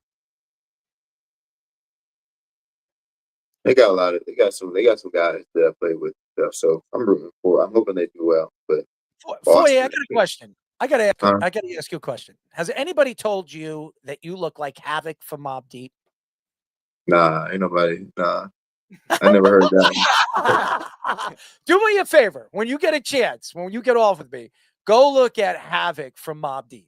You look exactly like him. You are identical. Exactly. Yeah. I've done some work. I'm a DJ, so I've been around them. I've been around Mobb Deep a couple of times. Prodigy, may rest in peace. I've known the Mobb Deep for a long time. There he is. There he is right there. Come on, man. That's low key, huh? They look like Roquan Smith, bro. You don't look like me. I look like Roquan. He actually he lost a little bit more weight, but I mean, maybe a little bit. He's fresh. He young face for sure. Come on, you never heard of Shook Ones? Come on, man. You know the track. But man, what are you going to be doing in the off season? You're going to hang out with the fam, go to a nice Hawaiian, place. Where are you going? I go everywhere. I bounce around. I've been to New York. Went down to Orlando last weekend, saw some Disney stuff. Got to see I'm still going up to see my family soon for a little while. My mom and dad and brother.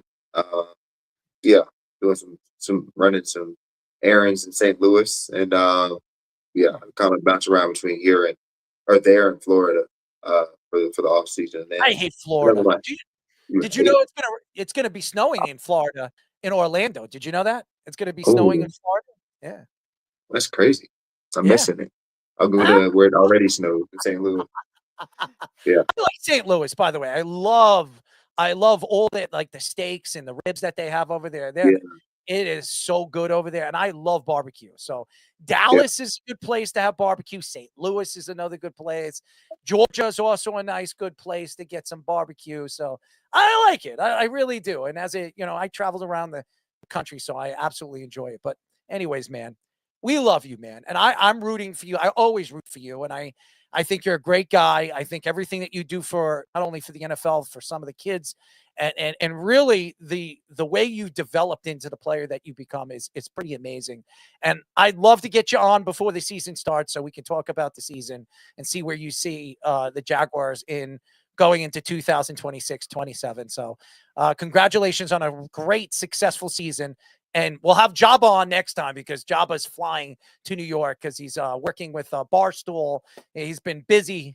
He's a very busy man, but he'll be on next time. But we love you. Keep up the good work, and we'll talk to you soon. Appreciate y'all. Have a good rest of your night. Yeah, you too, my friend. you. Boye Aluakin, a fantastic personality. One of the best, one of my favorite guys on the show. Always comes on the show and always gives us good takes. Very clear with his words, doesn't really beat around the bush. He'll tell you how it is, doesn't hold back anything. And like I said, personality, that's why this guy is one of the best tacklers in the league. This is why you ask anybody in the NFL, it will give you your top 10 sack guys, tackle guys.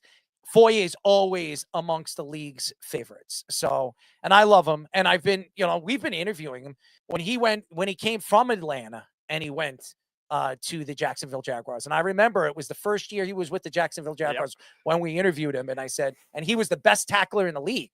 Yep. And I said, what is it like being the best tackler in the league? He says, am I? I didn't even know that. It was 3 months after that amazing playoff comeback they had against the Chargers. Oh man, you could tell he doesn't care. He doesn't care about numbers or statistics. He just cares about winning. And I think with a leader like that, he's one of the assistant captains of the team. They're going to have a chance to win. He's still fairly young. I think he's 27, 28 years old. I think he could play another 2 or 3 good years at the top level that he is. And he's just a fun, outgoing person. And you want to know something? One of my friends is texting me. He's like, what did you take? So I took like this like anxiety pill, or like stress pill today. And she says, oh, it doesn't make you drowsy. It doesn't make you like dizzy and stuff. I'm going to tell you this right now. I don't know what I took, but throughout the show, I've been trying to keep my eyes, like on target and be able to ask. I was telling Scoops during the break when we went to the Sportsman. I said, man, I didn't think I was going to feel this tired, this drowsy, this terrible. I said, I'm going to get through this. I'm going to fight through this. But after the show, I'm going to be like, one of those guys. Anyways, ladies and gentlemen, we call this Speedy Stat of the Week. The Speedy. Oh, you may run like me, but you hit like Stat of the Week. Breaking news. I'm putting you on a leash now. Well, the Patriots pass rush and interior rush did a very good job of putting the Broncos offensive line on a leash last week, because that's where this stat comes from. It comes from a 35.1% pressure rate they had against a Broncos offensive line. That's the 4th best. I know, Fish, you've mentioned this stat too. Offensive line impact rate in the league this year, held in the 63 rushing yards and got a 35% pressure rate against that. 6 of them came from Christian Barmore, 4 from Milton Williams, and Christian Barmore is one of 6 players on only 3 defensive linemen with 50 pressures, 10 quick pressures, and 10 plus pressures against double teams this season. So that's how well he played against an offensive line that had 2 All-Pros this year with Bowles and Quinn Miners. Very interesting, Speedy. Always a breath of fresh air when you give us your Speedies stat of the week. You throw me off, Speedy. Like, how do you choose what your favorite stat of the week is? Like, what do you? Well, decide? we were theming with the Patriots for our next segment, so I figured I'm not gonna praise the offense because they didn't do much. So I'm gonna praise the defense. Oh, there you go. Method to the madness, Errol. There's always a method here. Oh, it's definitely madness. I don't know about method. True. There's a lot of madness when it comes to Speedy. All right, ladies and gentlemen, we call this. This is the remix. Another one. Remix. This is the remix. All right, guys. Welcome back to This is the Remix. You hear the original song right now. We're going to give an original take that Errol gave a little while back. Just going to bring the music down just a tad over here. So here it is. Speedy, I'm going to bring this down. You're going to pop up the original take that Errol had. When it's done, we're going to hit the drop one more time, and then we're going to put the remix beat on. And Errol, you can either agree with what you said, take back what you said, or go somewhere half in between. Here's your shot on This is the Remix. Listens to this show about his love about Drake May, thinking that he's going to be a top 3 quarterback in the league. Mikey C will be dancing around in this studio if he's right. He said 3 years, Drake May will be a top 3 quarterback in this league.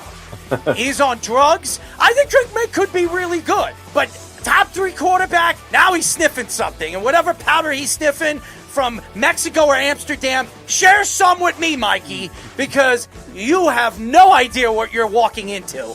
And I want to ask Mikey C when we do our fantasy draft, if he's actually going to dig into his pants and draft Drake May when it comes to his quarterback play. I guarantee you he won't, because nobody's stupid enough to believe it, except Mikey. And if Mikey sees right, he's going to be like, I'm 90% right, as I always say. Eat shit, Mike. Another one. Remix. This is the remix. Errol.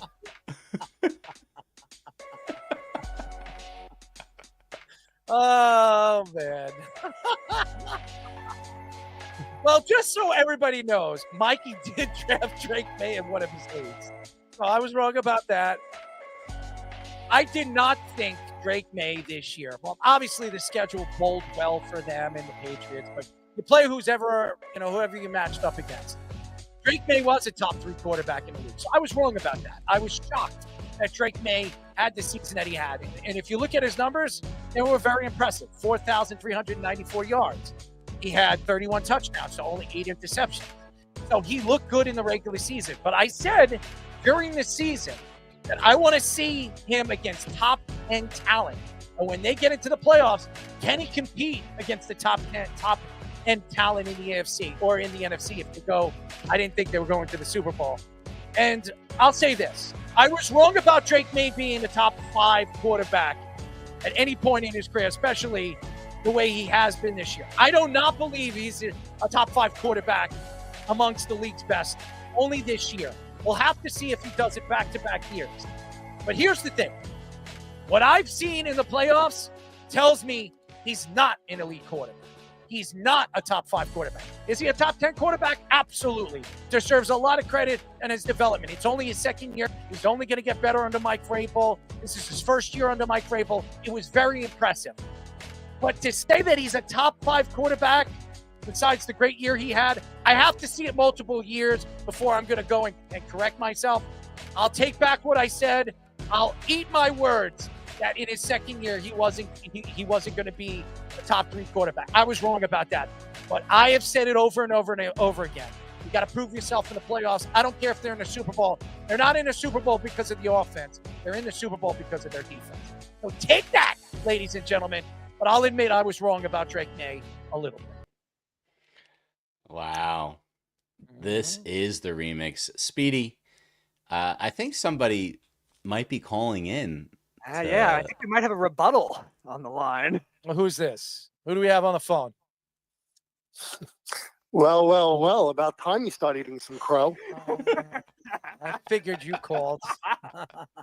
Now, when you realized that the master always teaches the students. Oh, hold on. And now What? you're starting to realize what the I said. master teaches the student? First of all, you were my student, and I taught Not you. even remotely close. Get out of here. What drugs were you on? You What have you taught me lost? radio. I taught you knowledge. You taught me nothing. You've lost the will to understand what you're talking about out of that pea brain of Listen, a snatch you're of yours. so out of left field. It's not even Really? funny. I'm so out of left Earth. field because you were I right wanna about come one. back to Earth. Forget About all that. one? Let's come back to Earth. Out of one pick. Listen, about time that you're admitting, even though I I'll admit all say the this, time. Stop it. I'm more shocked that it happened so quickly because I gave that in that 5 years. Dude, he had the and fifth. he's already there at year two. Dude, he had the fifth easiest schedule in the NFL. Okay, listen. In So NFL what, history. you know what? Everybody says he had the fifth easiest schedule. In NFL So now history. What are we supposed to do? In history. He had no weapons. Really? He had a No team one- that sucked.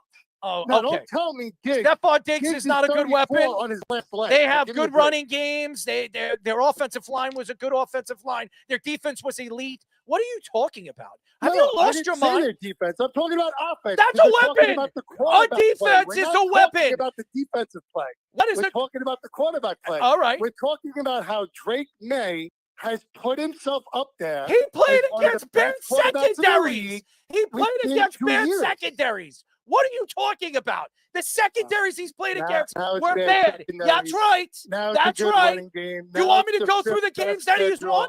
We Do you can want me to tell you schedule. where they're ranked? Now it's That's very right. well.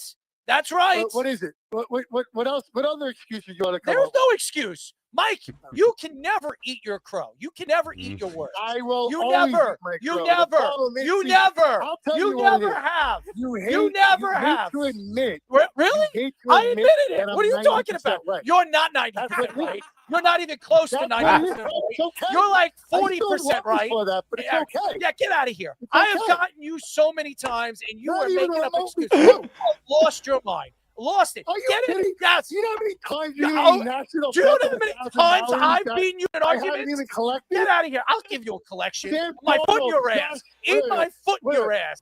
Smart ass. Suck for the dog. Yeah, so I'll suck. Zach yeah, Wilson. yeah, okay. The Jets making the Zach Super Bowl. Wilson. What are you Listen, talking about? The Jets are going to be the worst team What are you in the talking- next 10 years, Oh, yeah. regardless of all their Oh, draft yeah. capital. Yeah, okay. And you're Divide- and you're regardless of- you're an they're gonna automatic have the Patriot best- they're fan. gonna have And you're an another automatic Patriot fan. phenomenal And draft. you're an automatic Patriot Still fan. suck. You've lost your damn mind. You are a fake fan that hides behind the weeds. And everything. That's right. That's right. Yeah, yeah, yeah. Yeah, you're a Giant fan one.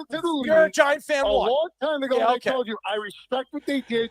They sat down, what you call it, and put Brady in, and he took him over.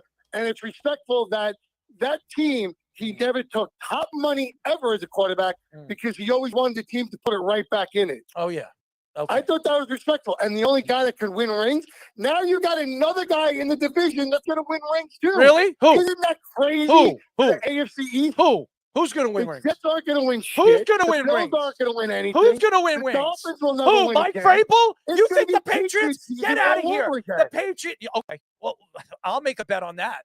I'll make a bet on Oh, that. my You God. got all the Here we money go. on it. Hey, you have the Patriots winning the Super Bowl. Listen, all right, hold on. Put your money You where your already- mouth you already is. lost two Put your times at your put your starting money. quarterback play Put your of money Zach where your mouth is. Wilson Put your and- money where your and mouth is. Sam Darnold. Be I will. quiet. Zipper I'll it. put that Put your $2 money. grand that you Put owe your me 'cause we did $2 that grand. national. $2 And I'll grand. sit there and say, I'll say Drake May went to You Super were Bowl wrong before about the Jets Daniel even sit the Murphy. goddamn I, playoffs. you were wrong about Daniel Murphy. I could go on and on. You Daniel were on. Murphy? You were What did I boy. say about Yes. Daniel Murphy? You said Daniel Murphy was going to suck when he left the Mets. You said that. Did you not? He had one Yeah, great a year and a half. You great in also said Colorado. Zach Wheeler wasn't Bro, anything either. everybody- wait, Yeah, what? You What did I said say Zach. about Wheeler? Yeah, you said Zach Wheeler wasn't anything either. When I said that Zach I Wheeler never was said the best. that. No, yes, no, you no, did. no, no. Yes, you did. No, Yes, you bro. did. You got your stories wrong. Really? Go back to the goddamn tape. Go back and listen to Yeah. a million hours. Yeah. Go back to Yeah. the tape. 'Cause Yeah. I never said anything about Zach Wheeler. You The only thing said- we talked about Zach You Wheeler said was Zach who Wheeler was had the best overrated. staff, who had the best stuff as a Met, and I said DeGrom, and this is before DeGrom was No, you even didn't. DeGrom. You said. This is when what's it called was the best pitcher in New York. Oh my God. He wasn't even DeGrom. And Mike, you said, I think Wheeler is. And Wheeler ended up becoming very good. But DeGrom has a little bit better stuff. You're out of your damn mind. You're Oh out of my your damn God. mind. He doesn't. And if you ask anybody, Zach Wheeler has been more accomplished over the last 5 years than Jacob deGrom. Really? Okay. How many Cy Youngs did Wheeler win? It doesn't matter. You want to know something? And I'm going to say this very Cy Youngs sweet. don't mean Cy anything? Youngs. Oh, shit. First of all, Cy Youngs don't mean anything. So that's a wide word. That's a league-wide accomplishment, but doesn't mean anything. Okay. All right, Mike. So it's all right, Jacob Mike. DeGrom's You've lost fault it. Mike, that you've he's been lost injured it. for 2.5 Mr. 90% years. right. You're so lost. Wheeler has been You're very lost. good for those 2.5 years. So automatically anoints Wheeler because, Wheeler's better because DeGrom's been injured. Make it make sense. What do you mean make it make sense? Zach Wheeler is better. Zach Wheeler is better. DeGrom would have put him way ahead. Health has something to do with being great, okay? So I don't want to Cy hear. Young has nothing to do with being great? Yeah, I think health has everything to do with being great. Yes. Yeah. Being healthy and playing games makes you as great of a player as the guy that sits on the bench and rides the bench because he's had one or two good years. He's the greatest thing since sliced bread. Zach Wheeler did very well. So I got a question. Go ahead. DeGrom was very healthy this year. Wheeler wasn't. DeGrom was in the Cy Young AL voting, I believe. Had a very good record. Yeah, so really? all of a sudden, Really? I didn't see him in Cy Young. He was in top 5. He wasn't in the top 3, so that doesn't mean anything. Doesn't mean anything. Doesn't mean anything. Nope. Doesn't matter. Doesn't mean DeGrom anything. has more Cy Youngs than Wheeler. Nope. That's all that matters. You know what, Mike? You're going to sit here and tell everybody you're 90% right, but I'll tell you you're 90% wrong. Not even You're lost. everybody knows 10% right. I'll give you a credit. I'll give you 10%. Right. You're lost. You're lost. You're delusional. Bro, dude, I'm not delusion. Okay. There's no delusion here. On the Drake May podium. Oh, let's go. So you realize you were wrong. Nothing new. Dude, he beat nobody. Dude, what did he do in the playoffs? Who does he beat in the playoffs? If it wasn't for luck, they wouldn't be in the Super Bowl. So don't sit here and tell me, Drake May this, Drake May that. He sucked. He sucked. Now you want to bring luck involved. Yeah, it was. He was lucky. Unfortunately, dude, he fumbled the ball 4 times against the Texans. Texans. If the Texans didn't screw up as much, they would have been knocked out. Yeah, it's the truth. Drake May look like crap against the fake, the Bo Nix-less Broncos, okay? That, honest to God, you're going to tell me and you're going to try to sell me that it was a horrible game, and they everybody sucked. knew it could be a low-scoring game because of the weather. Oh, stop. What weather? Oh, and both defenses MVP, right? MVP, right? Mikey, it was great to talk to you, Mikey. MVP. Hey, let me ask you. Hey, Mike. Matthew Stafford played in the snow. How did he throw? Threw pretty well. He threw pretty well. Stop it, Mike. Get out of here, Mike. You're going to make a point. Are you telling me? Are you trying to sit there and compare? Stafford has 10 times the better weapons. So that's what it is. The AFC is the easiest conference in sports. What Stop. Is doing with no weapons is amazing. They're doing it against nobody. He's beat nobody. You're talking about He's beat nobody. You're talking about nonsense. He's beaten nobody. The Broncos suck. All right. The Texans suck. Yeah, they suck. How do they have home field advantage? Dude, they should have lost against the Jets, the team that you say sucks so much. They suck. Listen, I'm not saying the Broncos are great. I never said that. I'm just saying, weren't they the number 1 seed? Dude, who did they beat? Who did they beat? Well, the Broncos the number 1 seed. Who did they beat? I want to ask you a question. The Broncos the number 1 seed. They suck. The AFC sucks. They suck. Okay. It sucks. I'm sorry. Who's the number 1 seed in the AFC? What do you mean? I know who the Broncos Who are. had home field throughout? Yeah, who cares? What does that mean? Oh, so what does that mean? They were really that what does that mean, dude? What does that mean? So bad that they end up getting home you know what, man? throughout the whole thing. Put your thumb in your mouth and suck it. All right? That's amazing. Hey, I'll get you a pacifier. I love you, Mike. Holy shit. I love you, Mike. So goodbye, Mike. That had home field love you, Mike. NFC, Mike, we'll get you on the show. Too, right? We'll get you on the show. You can come into the studio any day, and I'll argue my point. Did the Seahawks suck because they had home field in the NFC? Smell my ass. That's all I can say. I'm just asking a question here, bro. What? Because you're saying the Broncos suck.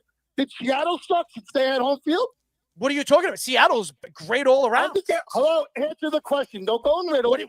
Seattle is. Look at the Seattle's in the best division in football. Best division of football. By the way, the AFC East. By the way, the AFC East is one of the worst divisions in football. One of the worst. One of the worst. One of the worst. One of the worst.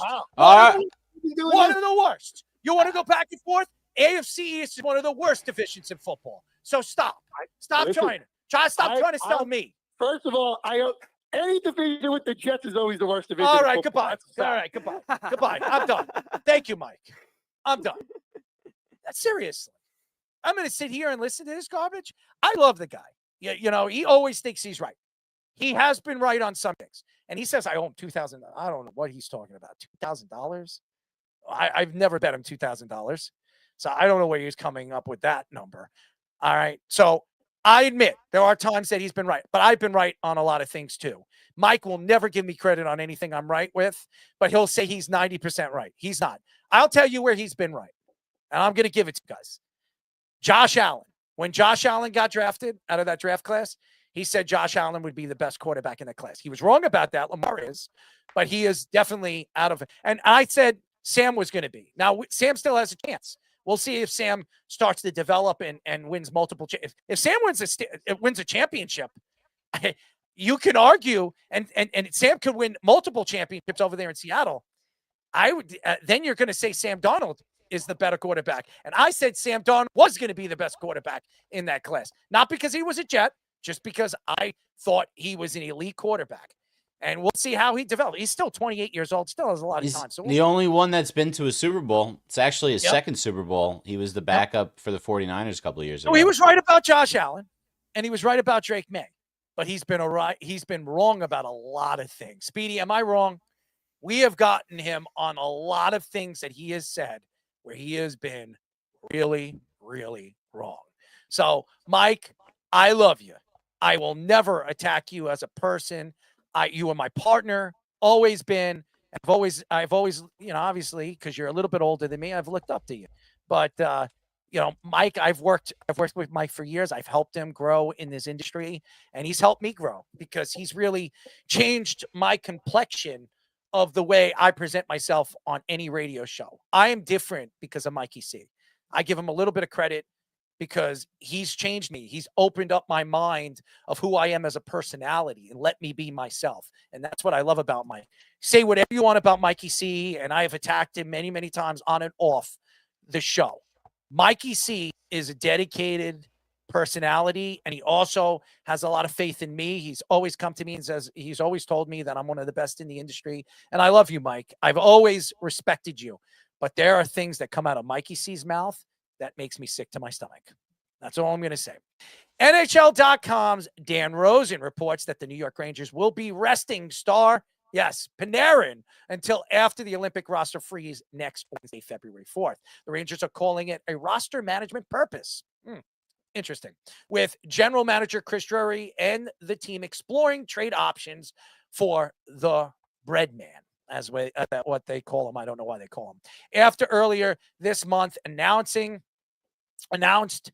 publicly that the team would not discuss a new contract with him until after the season when he would be a free agent. Panarin is in the last year of his 7-year, $81 million deal, which he signed with the Rangers in 2019. NHL Network's David Pagnotta reports that the Kings and the Capitals have reached out to the Rangers about a potential Panarin trade and could give him a 3-year extension right away. Reports say that the Sharks have also reached out to the Rangers about Panarin, but are less likely to extend him right away. Panarin only has $1 million base salary and a $7 million signing bonus left on his contract, but the Rangers may still have to pay him some of the remaining salary, even if they do trade him. Panarin has 19 goals, which is second on the Rangers this season, only behind Mika Zibanejad, and also has 38 assists and 57 points, which lead the Rangers and players this season. Well, Mr. Panarin. Well, here's what I'm going to say. Wherever Panarin goes, he will succeed. I think he's a prolific offensive option, no matter where he goes. If he goes and plays with Ovechkin, that'll be fun to watch. He'll play on Ovechkin's line. That would be really cool to watch, especially with the Capitals possibly making the playoffs. He wants to play on a playoff run. He's never won. Well, he did win a Stanley Cup with Chicago, I think, one year. Yeah, but he was like a third line player. Yeah, and he's still a great player. Let me tell you. I remember when he came into the league. Yeah. He was, I think, if I'm not mistaken, he was a 3rd round pick. I think at the Cup year was the last of the 3 Blackhawks Cups was his rookie year. Yeah, and the Kings are interesting too because out there on the West Coast, the Kings are young, talented, very aggressive team. I could see the Kings landing a guy like Panarin. This is a guy that has a tremendous ability. I don't care if he's 34. I don't care if he's 40. The guy can still put the puck in the net. He still has a way and has a knack to putting the puck in the net. Those guys don't grow on trees. They really don't. If he played for the Islanders right now, he'd be 2nd leading scorer on the Islanders. So I'm not going to say that Panarin wouldn't be a nice option if the Islanders were interested in moving to get him. And I don't think the Rangers would ever do that because he's one of their best players. But here's the facts. Panarin's had problems over the last couple of years. Problems with women issues. There were stuff coming out, domestic violence situations. I think you remember that, Speedy. That the Rangers were trying to brush under the rug. There was stuff going on with him traveling to Russia in the offseason when the Rangers didn't want him to do that because of all the war and all the stuff that's going on over there across the sea. There's a lot. And Panarin has his own personality. He does his own things. And maybe being that he is one of the elite offensive options the Rangers have had in a very, very long time. I'm honestly, when you think about as far as great players, the last player that I can compare Panarin to was probably, I wouldn't even say Kane. I would say probably Messier. I mean, Kane came to the league. Kane came to the Rangers from Columbus. He was good, but he was up and down. He could never really get over Rick Nash. I'm sorry, Nash. I keep saying Kane, but Rick Nash. Not Patrick Kane, but he also was on the team. But Patrick Kane was at the tail end of his career. Rick Nash was a good player when he came from Columbus. He really was, but he never really turned into the player he became when he was with Columbus. I think he had one 40-goal season with the Rangers. He never showed up in the playoffs. Panarin, he's up and down in the playoffs, and really in the last couple of years, he's disappeared. The no movement clause is very interesting when it comes to Panarin. That means Panarin will have his choice on certain teams that he wants to be traded to. Same thing with Mika Zibanejad. Same thing with a lot of these guys. And that's why I think Chris Drury is a complete fool because he's got 6 important players that are making a lot of money when it comes to the Rangers cap. They have no movement clauses. And with that means they're in a driver's seat. The players are in a driver's seat. And again, I talk about the NBA being a player-driven league, but there is no movement clauses in the NBA, really. There's no trade clauses, but not no movement clauses. The NHL is completely different. The NHL has no movement clauses and no trade clauses. So they have 2 of them. And the fact here is, Panarin is in the driver's seat. He can go wherever he wants. He really could. And I think he's going to make the decision on where he wants to go. He's going to go to a team that has a chance to win a Stanley Cup, a team that he feels comfortable playing at. And his ability to still put the puck in the net can still be a 30-goal scorer, maybe a 40-goal scorer. I think that this guy is still as dominant as any second-tier offensive options the NHL has to offer.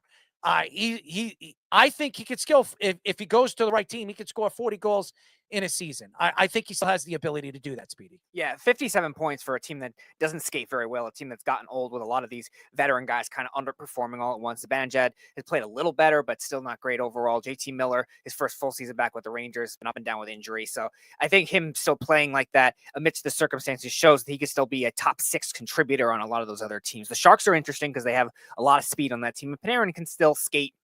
Maybe not to the same extent when he first came to the Rangers, but still enough where with that fast of a core around him is definitely suited for him. The Kings have always been looking for an offensive kind of top 6 filler guy for years. They've been very top heavy. And a leader. Yeah. They've been top heavy with Kempe having a great career over there with the Kings, and they've rotated several other guys around in other small scale trades that have worked, but they haven't really had that guy that's a keeper for them. They've always been aggressive at the trade deadline.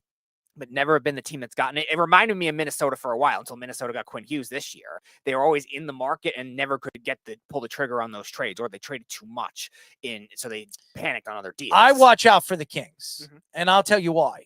This wouldn't be the only move that the Kings are going to make. No. They have a great farm system. They have a lot of good young players. Panarin would be a great fit over there. Obviously, he'll be a second line player, but he can always move to the first line, especially if he's putting the puck in the net.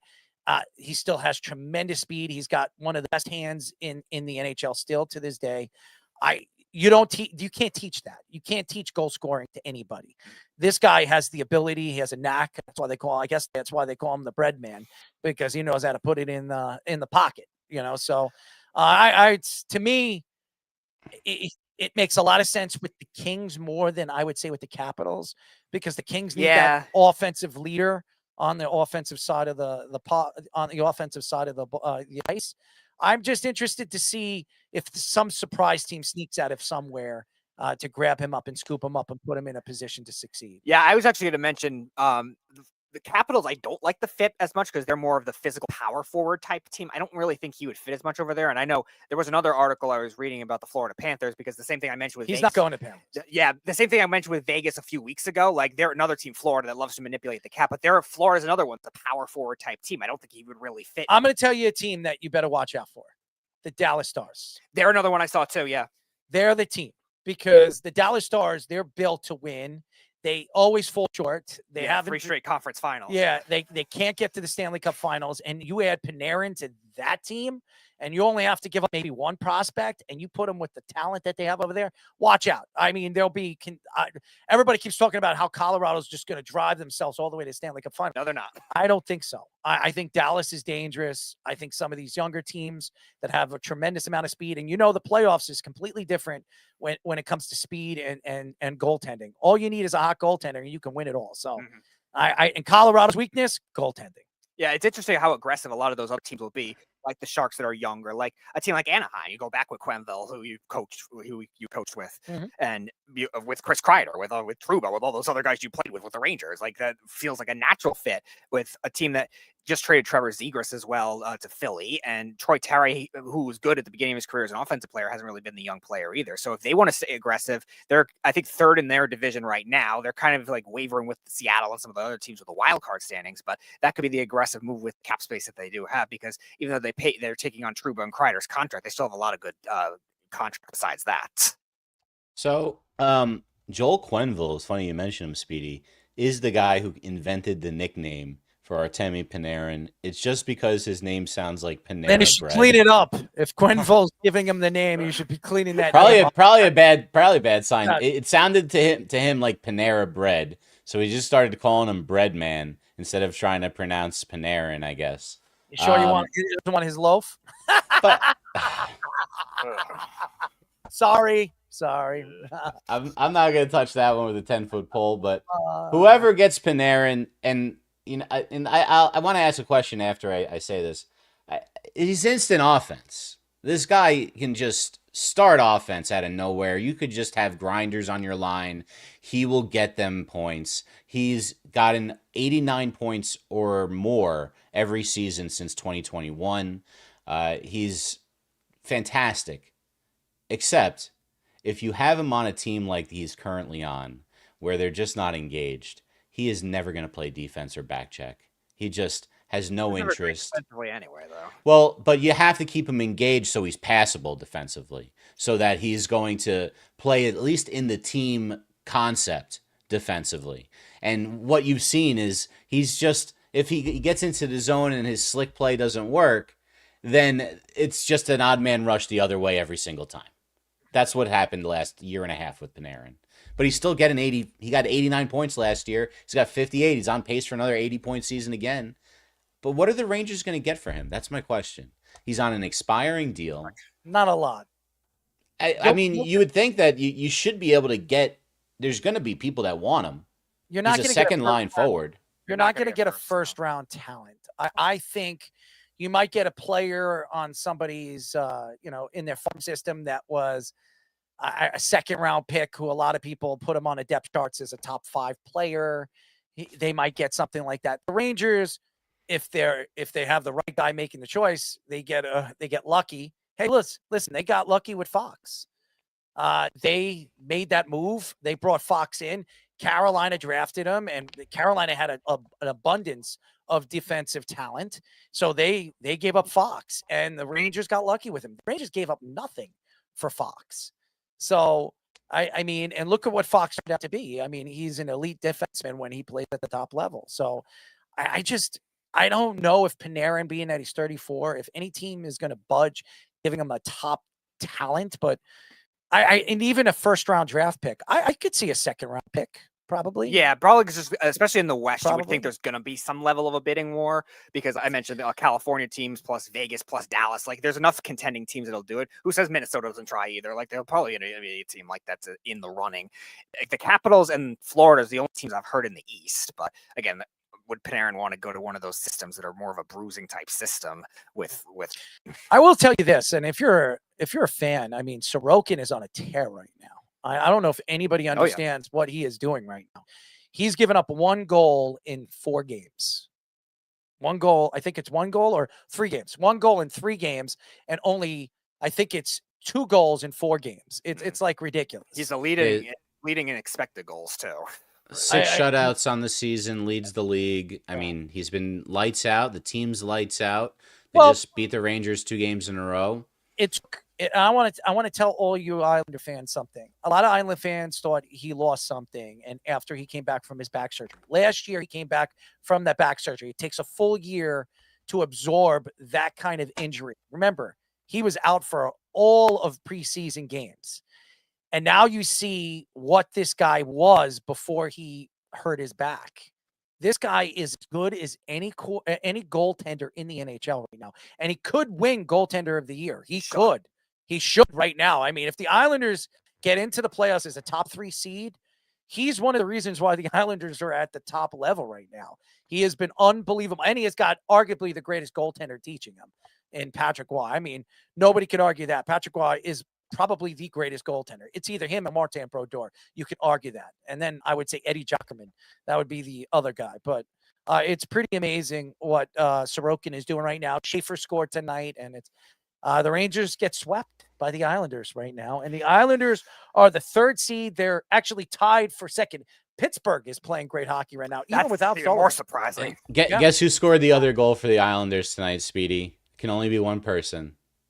Carson Soucy, who the Rangers just traded to the Islanders. By the way, the Beef reached out to me and said, "Oh, you got this Soucy guy. He stinks. He stinks." I said, "You watch. He'll go to the I Islanders. liked when they traded for him last year. He'll go to the Islanders, and he'll be an elite defenseman. You watch." Yeah, he was supposed to. He was a really good prospect when he was at Minnesota, but there was no room for him. I'm going to give a lot of credit to Patrick Waugh. I mean, I did not think this was going to work here, and I thought bringing in a new GM, a younger GM, that he was going to part ways with him. It wasn't his pick. It was Lamoriello's guy.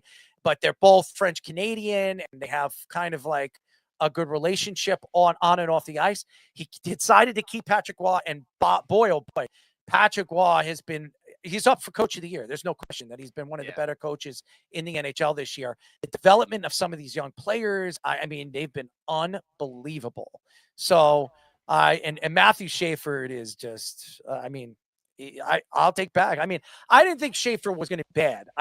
I would have went for Misa. Yeah, it just you never see a defenseman this good right away. Yeah, they don't. This doesn't happen. I mean, the Islanders got lucky and they struck gold, and you could see the difference of the way the team is playing around him and the team believing in him. So, and Patrick Waugh keeps giving him more and more minutes. I mean, he's playing 26, 28 minutes a game. I mean, he's a rookie. Rookies don't usually average 18, 17 minutes a game at a top level. Dude, he's averaging more minutes than Sidney Crosby was in his rookie season. And he was a center. So it is an amazing story. And the Islanders, watch out for them. Good goaltending. The defense is playing at an elite level right now. They're scoring goals by the clip. Watch out for the Islanders. That's all I'm going to say. All right. When we come back, we got Call Your Shot, NBA Roundtable, and What's That Smell? But our Sports Minute with the Fish. This is the Jabba and the Mouth Sports Minute. All right, guys. Aaron Fishman here with your Sports Minute. A couple more stories before we get through the scores this evening.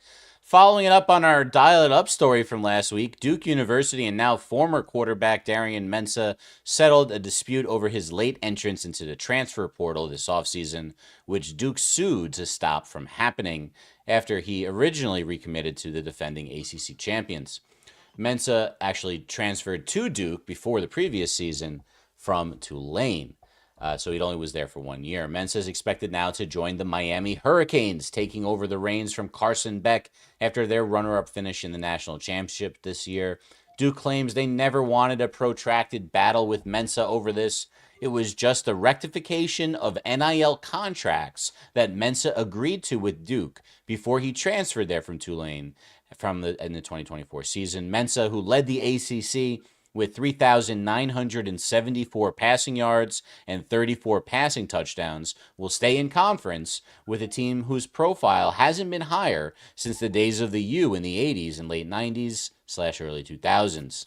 Duke, on the other hand, gets the offseason to enjoy their ACC title that they got with their transfer edition of Mensah as they attempt to reload for 2026 without him. The retirement, I know we're all worried about it, is now officially over for heavyweight champion Tyson Fury. Guess what? He's stepping back into the ring April 11th to face Arslanbek Makhmudov in the United Kingdom. The 37-year-old Fury gets back into the heavyweight picture after the conclusion of his 5th career retirement. Been away for a while, but I'm back now, 37 years old and still punching. Fury wrote this on social media 3 weeks ago, hinting at a return to the ring, but it is now confirmed. Fury retired after suffering his 2nd straight defeat to Alexander Usyk, trying to regain the WBA, Super, WBC, WBO, IBO, and the ring heavyweight titles. Fury's only career losses were to Usyk after 35 straight unbeaten matches, going 34-0-1, prompting his retirement in January of 2025 after his 2nd loss to Usyk. Makhmudov, on his other hand, is 36, no slouch, coming off a victory which gained him the WBA Intercontinental Heavyweight title back in October and has a 21-2 career record. The fight will be aired live on Netflix across the globe. Full slate of hockey tonight. We just said it. The Islanders beat the Rangers 2-1. Still going on. Almost done. Capitals 3, Red Wings 2. Less than a minute left to go in the third. A lot of time left in the third. 4-4 Panthers and Blues.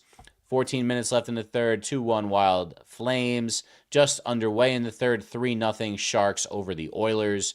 Just underway in the game, Ducks and Canucks, and Stars and Golden Knights, as well as the Kraken and Maple Leafs. All other games are final. Bruins 6, Flyers 3, Sabres 4, Kings 1, Canadiens 7, Avalanche 3, Lightning 4, Jets 1, Devils 3, Predators 2 in overtime, Penguins 6, Blackhawks 2, and Hurricanes 5, Mammoth 4. In basketball, still going on right now, Rockets are finishing up the destruction of the Hawks in Atlanta. 2 minutes to go. It's 104-84. 5:33 to left in the fourth. It's 109-100 Heat over the Bulls in Chicago. At the half, 59-58 Hornets over the Mavs. 64-49 Nuggets over the Nets. Also at the half. Another score at the half, Suns 72, Pistons 56. End of the first quarter, Timberwolves are up on the Thunder, 34-22. Everything else is final. Sixers come back and beat the Kings 113-111, and the Wizards knocked off the reeling Bucks 109-99. Guys, we are streaming live on TikTok, Instagram, and YouTube on our Jabba in the Mouth handle, on Facebook under the Worldwide Sports Radio Network handle, and on Twitter under our host handle at ErrolMarks34. Keep downloading an Apple Podcasts and watch us both there and on Spotify, now in video. Make sure you like and subscribe all our shorts, reels, TikToks, and longer videos you see from us throughout the week. Now back to Errol and Speedy for our next segment on Jabba and the Mouth.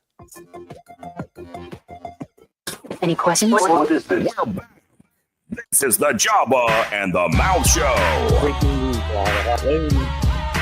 Breaking news. Breaking news. You like it drifting off?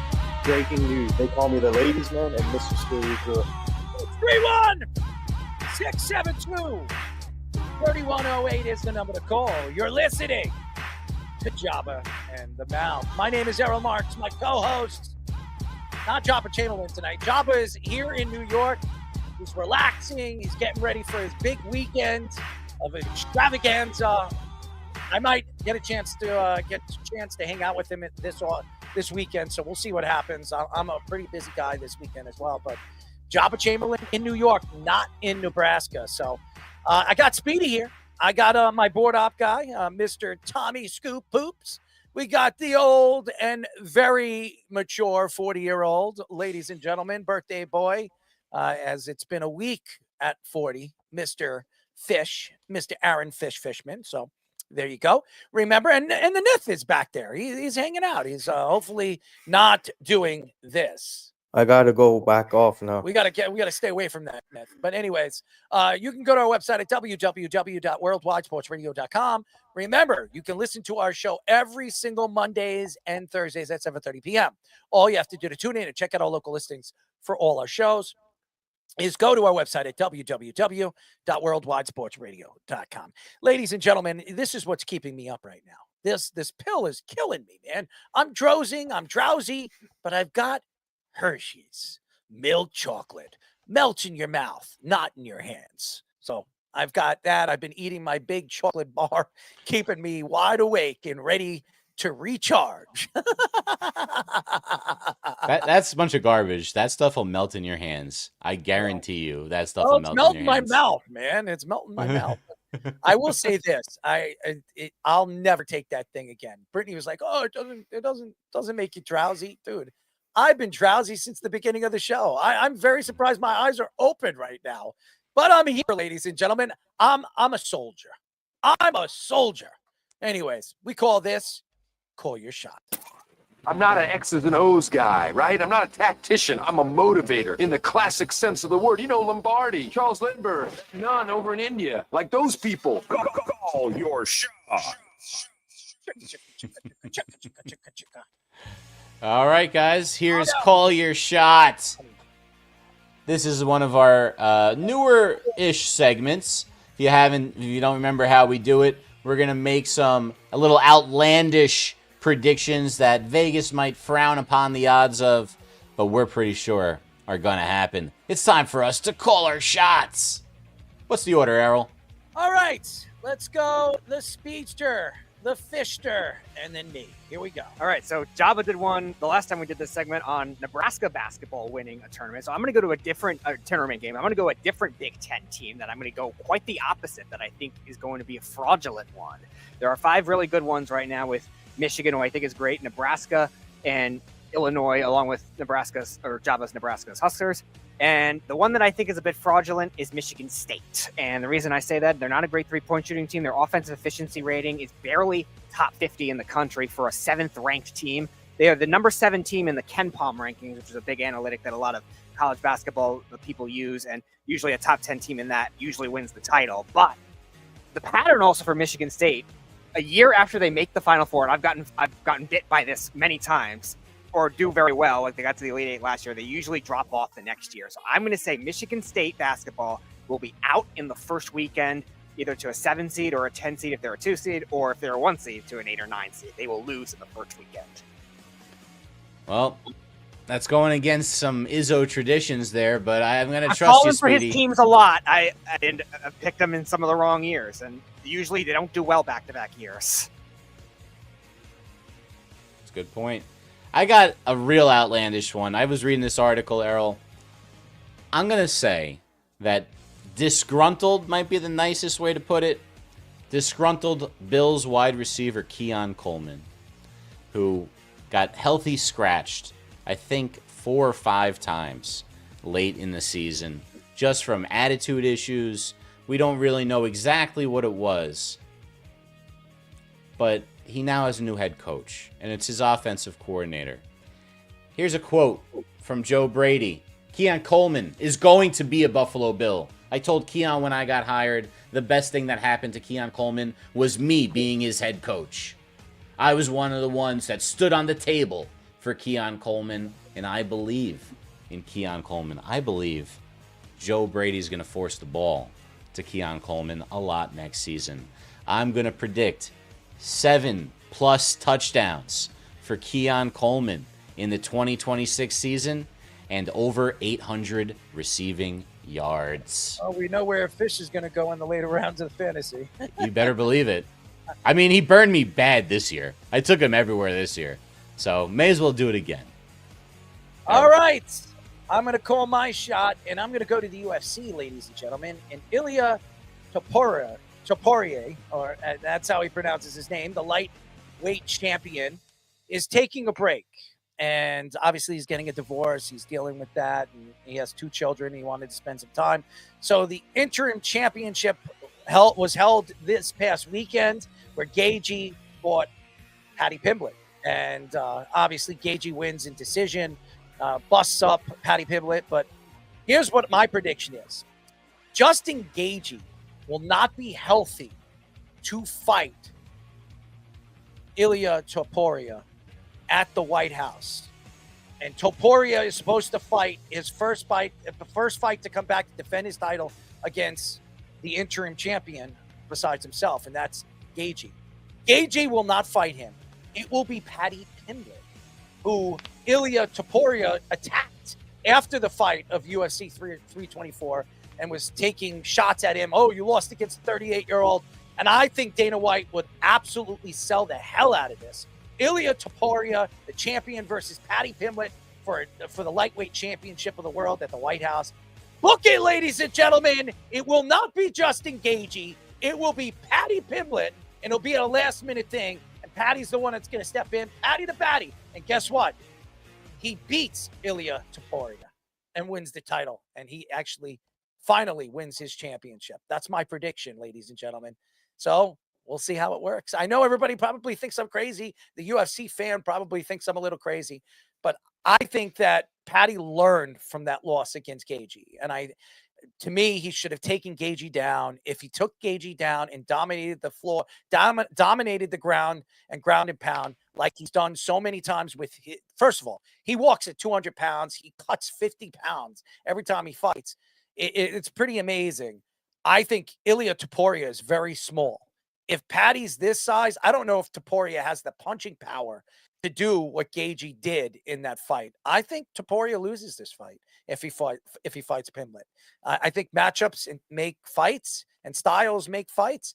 I think this might go in Paddy Pimblett's favor. Paddy the Paddy. Give me Paddy. That's all I'm going to think. Yeah, that was a good one. I was thinking about where I was going to go, and nobody really uses UFC stuff, so I had to do that. All right, our ladies and gentlemen, our NBA roundtable. Let's go. Let's go. Let's go. Let's go. Let's go. There it is. The music has dropped. It's time to hit the NBA roundtable. We have a few big stories, a couple of small ones. The biggest one, though, Giannis Antetokounmpo is officially on the trade market. Trade deadline next Thursday, 4 p.m., I believe.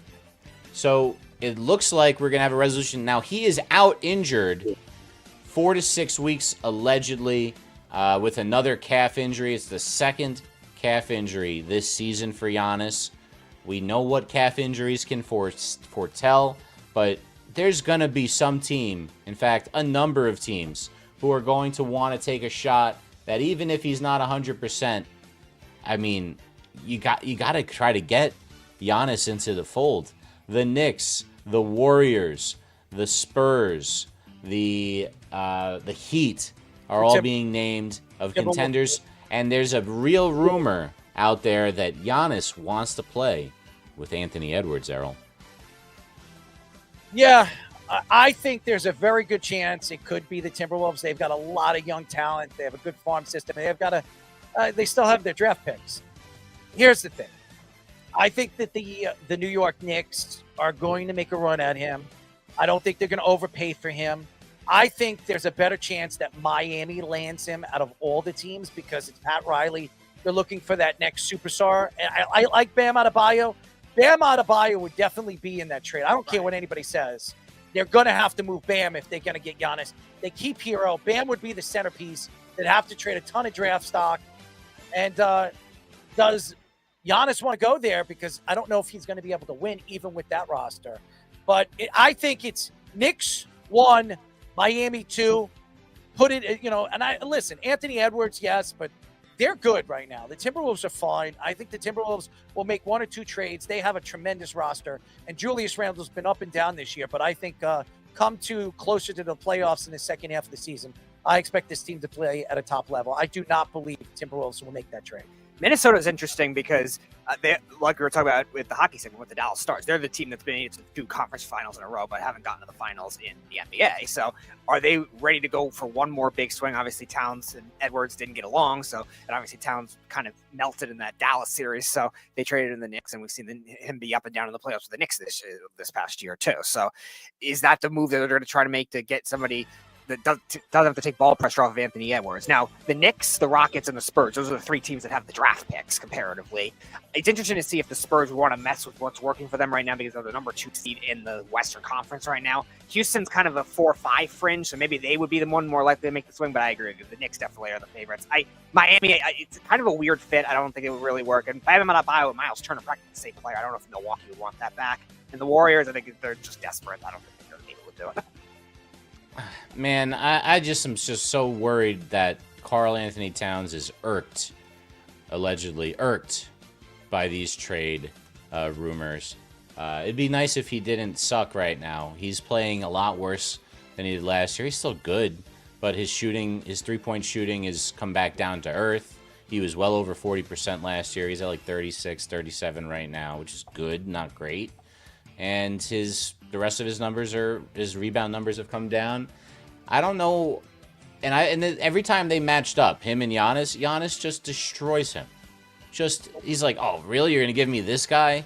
I don't know if Cat's really a winning player when it comes down to it. And he has a big cap number going forwards. It might make sense to try to move him in this deal. And he would be the best guy anyone would be able to give back to Milwaukee, at least currently. Scoop sits on the shitter. It looks like fish is frozen. Yeah, we'll see what happens. There's a second piece of this, though, Errol. Knicks. The fact that the Knicks... Did I just freeze it? Did you hear what I said? Oh, I got you. Probably not. Well, all right. So the Knicks may be trying to lure somebody over there to make it more palatable for Giannis to come. The Knicks are interested in Drew Holiday. Great move. Coming over here. Now, Drew Holiday is 35 years old, right? And he, as you know, used to play with Giannis. He's on this kind of surprising Portland team this year. Good young team. He's not really on the same schedule as them with his career. It would make sense for them to try to get assets for him, young players that can contribute to a young core. The Knicks could use somebody to kind of hide some of Brunson's deficiencies along the perimeter, considering if they have Towns, you have guys with, and I think this has been the problem, you got deficiencies in the big man part, and you got deficiencies at the point guard. You need to get some more defense out there. What do you think about adding Drew Holiday and possibly doing that to get Giannis? I think it's a slam dunk. If you're trying to draw a superstar player, you're going to have to bring one of his boys. We saw that. Jalen Brunson, when he came in here, obviously Leon Rose wanted to make sure that a guy like Jalen Brunson would be happy. Then he decided to bring in Hart. Then he brought in, obviously, the elites. And now look what they have. They have Mikal Bridges. They have all these Villanova guys. Now I could see them trying to draw a guy like Giannis. And Drew Holiday still can play. He's a great defender. He's one of the elite defenders at the perimeter. You can move him on multiple positions, especially the 2. He gets in on you. He gets in on your hands. He's one of the best at doing that. And he still can shoot fairly. So I think it's a good move for the Knicks. They add a veteran personality to the locker room, and they're going to need that leadership because obviously when you have Jalen Brunson calling a team meeting, that doesn't sound or doesn't bode well for the organization. So, and I'm not saying that Jalen Brunson isn't going to speak. I just don't know if he's more of that leading type. They need somebody that has that experience and has won before, and I think Drew Holiday's the guy. Yeah, even when he was in New Orleans, too, when he got traded over there to Milwaukee initially, they lost a lot of leadership when they got Bledsoe instead, and Anthony Davis got traded as a result. Zion really never developed. They really didn't have anyone there either, and Milwaukee, you're seeing it now, it's really lost a lot since Drew Holiday was in that deal just to get Damian Lillard, and then you saw, I think now with the Knicks, you're seeing that you really have a lot of specialists on the bench at this point. We talked about it last week. Jordan Clarkson's kind of been out of the rotation because he struggled on offense, and he's never been a good defender anyway. And now Drew Holiday is that perfect IT filler in that point. And for another incentive, you have 6 days to make it work, but it definitely could help Giannis not only get traded there, but sign back there as well.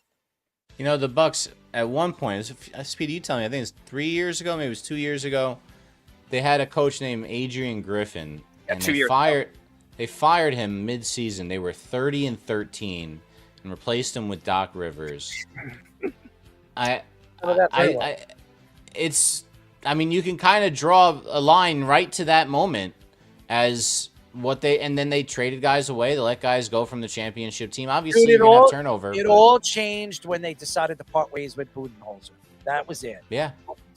As soon as they fired Budenholzer and he was the coach when they won the championship, it changed everything for that organization.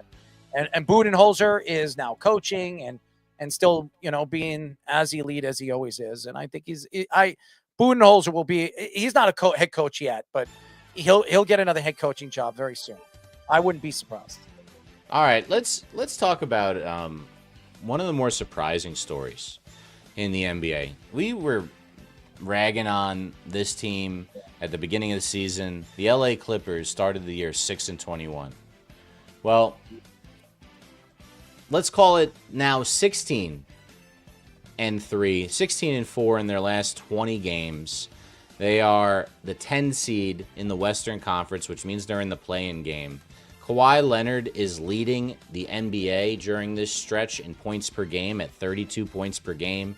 James Harden is, I guess in shape for James Harden these days and playing. I mean, I'm not going to pretend like he looks straight out there. He's got to get in shape for 3 months when he has to sell the playoff tickets. But, he's got like the guard version of the old man game already built in, right, Errol? Like, he's got all these step back, extra footstep type moves that it used to always be like, the old man game was just a low post thing. Like you got like an old guy play with everybody. You can do things in the post, pass out of the post. Now, with the types of moves Harden has added to the league, he may play for a very long time if he could stay in Harden shape-ish. Well, we call him Fatten. So, anyways, here's the facts. Kawhi Leonard is finally playing at an elite level. When he came here, he had knee problems. He had leg problems. He has not been 100% healthy since he came from the Raptors and helped the Raptors win their first title. I'm going to tell you this right now. If Kawhi Leonard is at a top level, you watch out. They can absolutely be scary in the playoffs. You do not want to be matched up with them. It's not James Harden I'd be worried about. It's Kawhi Leonard. He is a beast. And if I were the Clippers, I would use him as a trade chip. They're not, because they'll probably believe all the way because they have an idiot coach, and we all know who he is, who I'm not a big fan of. I could see that idiot coach trying to feed them any thought that they're going to win a championship, and maybe they will. We'll see. But I think the coach is a moron, and I think Kawhi is special. So, yeah, they're been stuck in like consistent like mediocrity for quite a while. They're always just short when they're good, and then they're always never bad enough to get anywhere. And now they're kind of stuck in this sense of false hope when they don't have a team that's that good. And like Errol's saying, a coach that's a moron and is big moron. I remember a guy that used to be with our network, and Trey Larkins, thought he was a top 3 coach in the NBA, which I thought he was nuts. Trey, don't I miss that kid? Yes, I thought that at the time. I don't believe he'll be thinking that anymore. Hey, look, our buddy is on the television right now. Right? Oh, look at that. Which brings us to with his yellow shirt. With a great reminder of James Harden's time with the Brooklyn Nets, selling playoff tickets outside if they even make it to the play-in tournament. And that's all they're going to get to at this point. Well, maybe they should sell, or maybe you should give away some Fatten shirts. They don't have to. They could use belly shirts. They can use it. They can. They don't need to sell them. They could use all the money they're getting from Steve Ballmer's fake company. Oh man, if you think Steve Ballmer, and I've been saving this one up. I didn't even tell you about this, Errol. Our buddy Pablo Torre did some more investigations, and he found out there's a worse owner by far than what Steve Ballmer was doing, and it happens to be a guy named Robert Pera, the Memphis Grizzlies owner. So, the story goes that there was a 6-month investigation into a company that Pera owns, a tech company called Ubiquity, which has a long-range wireless communication equipment. Now, the NBA never really found out where he got his money from. They knew he was a tech guy. He's apparently selling his wireless communication equipment to the Russian army, and which is completely against U.S. sanctions and very, very illegal. He's going to get in a lot of trouble. But there's more stories about this weirdo para that might interest you.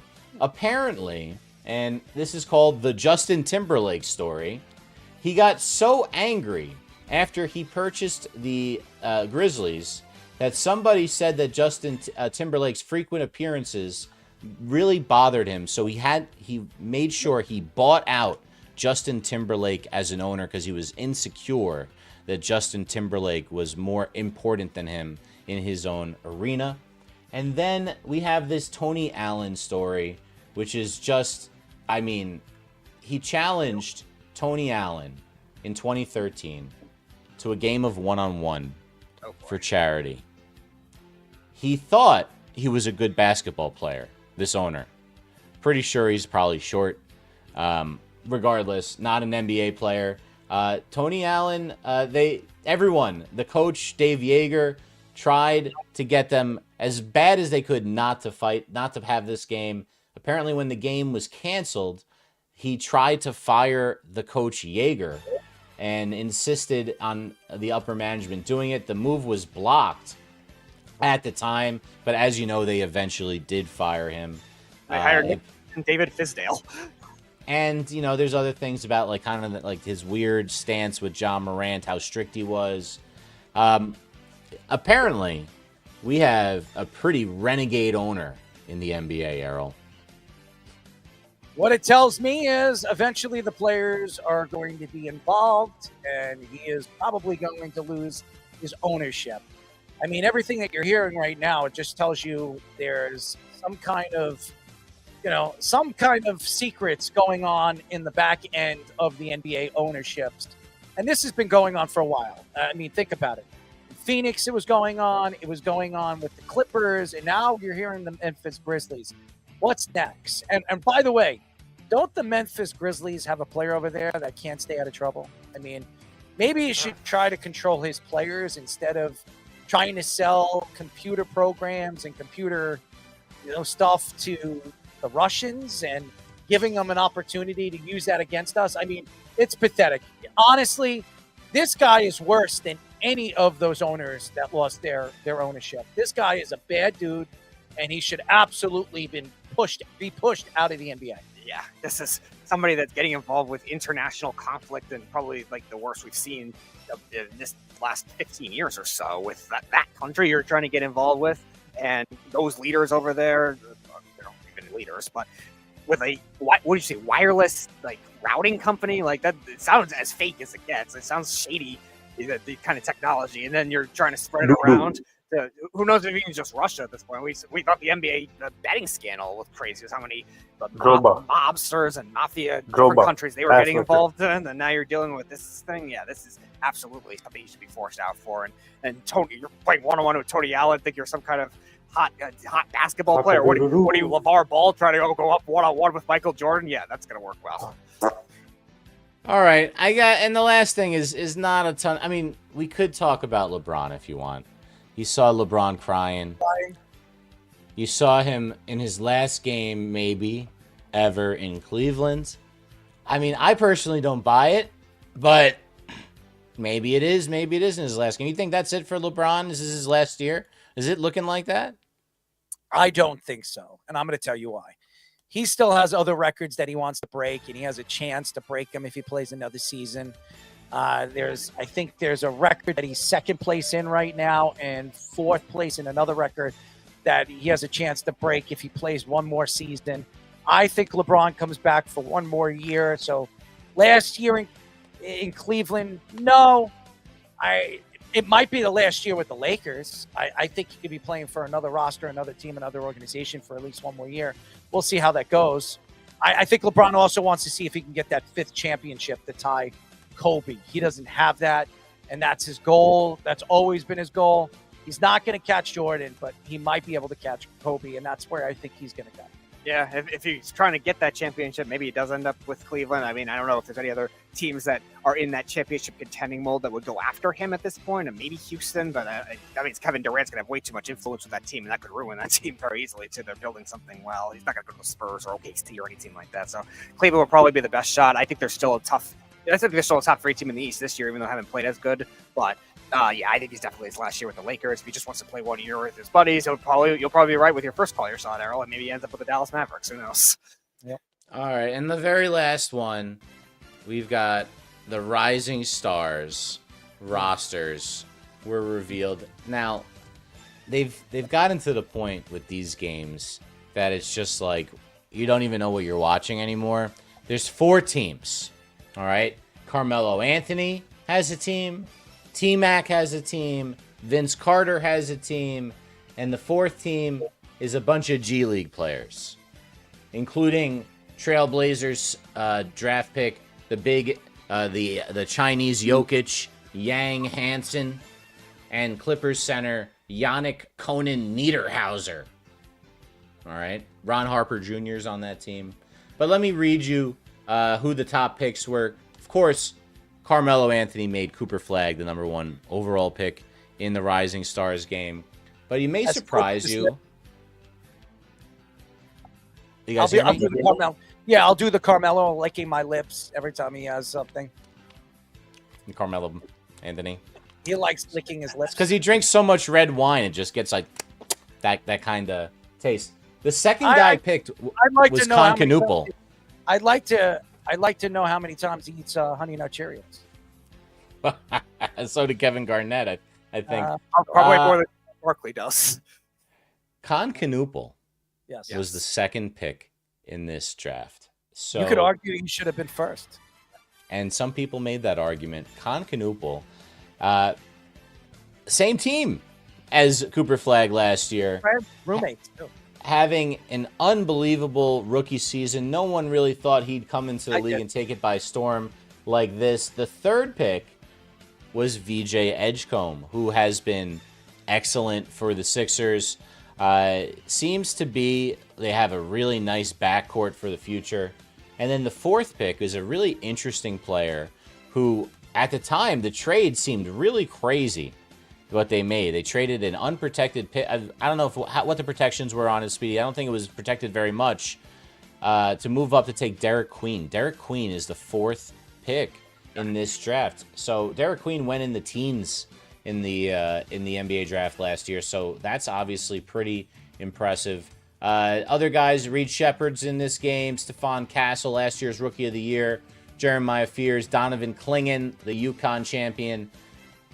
And Raptors forward Colin Murray-Boyles. That's Melo's team, along with Cooper Flagg. We got Canoopel, Khalil Ware, Trey Johnson, and Alex Sarr from the Wizards. A.J. Mitchell. By the way, if you haven't paid attention to A.J. Mitchell on the Oklahoma City Thunder, they just find these guys. And this guy's like maybe a top 100 player in the league already. Second year. Unbelievable. Jalen Tyson and Cam Spencer. Vince Carter's team is Edgecombe, Queen, Kaishan George, Buzelis, Nets point guard, the future Igor Demin, and Cedric Coward and Jalen Wells from Memphis. And again, that game, they'll have the 4 teams will play 3 games. The winners of the first 2 games will play in the third to determine the champion Friday, the 13th of February. Is Jason and Freddie playing? It might look like that out on the court. Probably. It's as ugly as it can be. Who cares? Honestly. I mean... What do you think about the Canoopel thing, though? The Canoopel thing is fascinating that he's this good.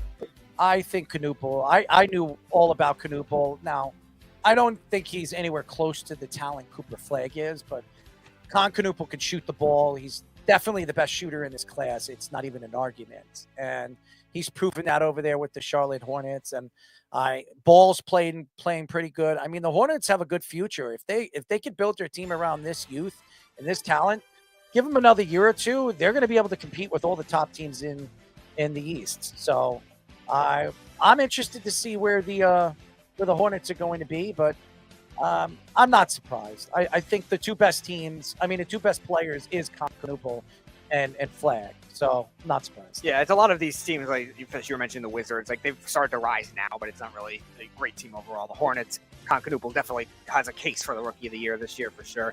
The Pelicans too have a couple of young ones. You mentioned Queen Fears, I like it a lot as well. Cooper Flag's going to win. Yeah, he's going to win it no matter what. Probably, but again, Canoopel definitely making a good case. I was fine with them taking 4 because they never draft shooters at all. They always draft these weird big men prototypes. And I'm not surprised Canoopel is playing as well as he is. And So they're playing each other right now as we speak. It's late in the third quarter. You got to hear the stat lines of the two of them. Flag is sitting at 40 points in 28 minutes. 16 of 23.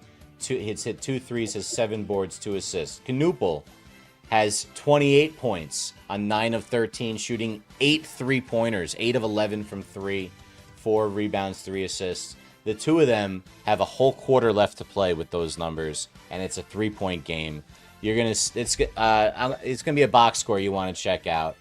But that's it for the round table for tonight, boys. I'm a Duke guy, so I'm rooting for both those guys. I want them all to succeed, and I'm not surprised. And I'm telling you guys right now, Cam Boozer is the best player in this class, and you can book it.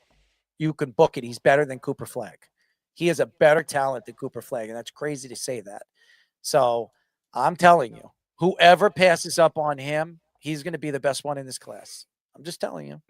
I'm not lying. That's how good he is. All right. We call this What's That Smell? What is that smell?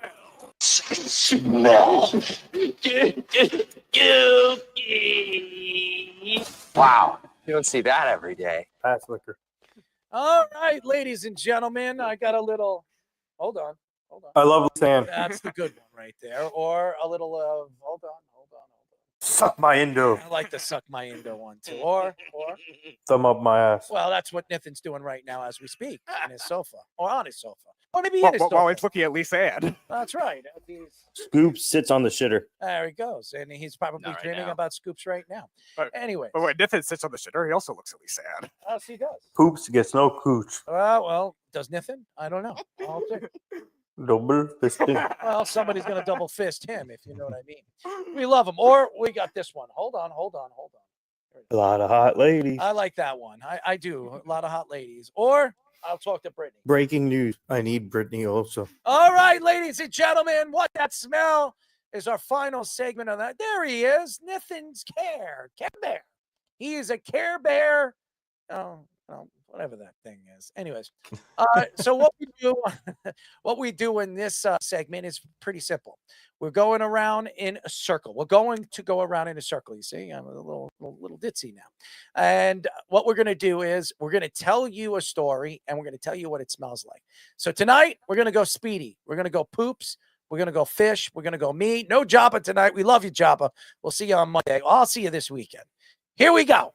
All right, so I'll start off with a university in the state that Nathan lives in right now, and that is Rutgers University. A report came out of just how much they've lost since they've joined the Big Ten, since the 2014-2015 season. I guess power conferences are not for everybody. Their athletic department has lost a combined $517 million.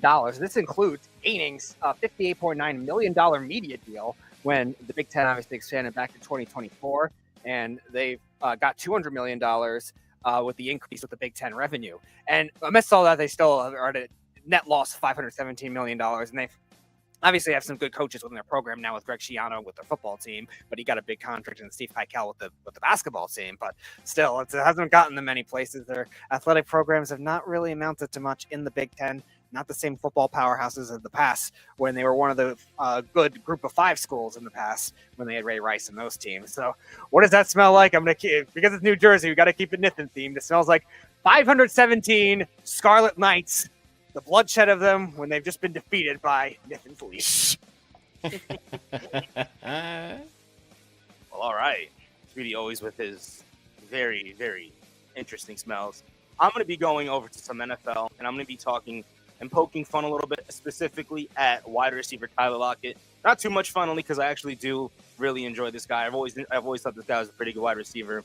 Tyler Lockett, however, it's more of the unseries of unfortunate events because his entire career, his entire tenure, has solely been sandwiched in between the Seahawks' 2 Super Bowl appearances.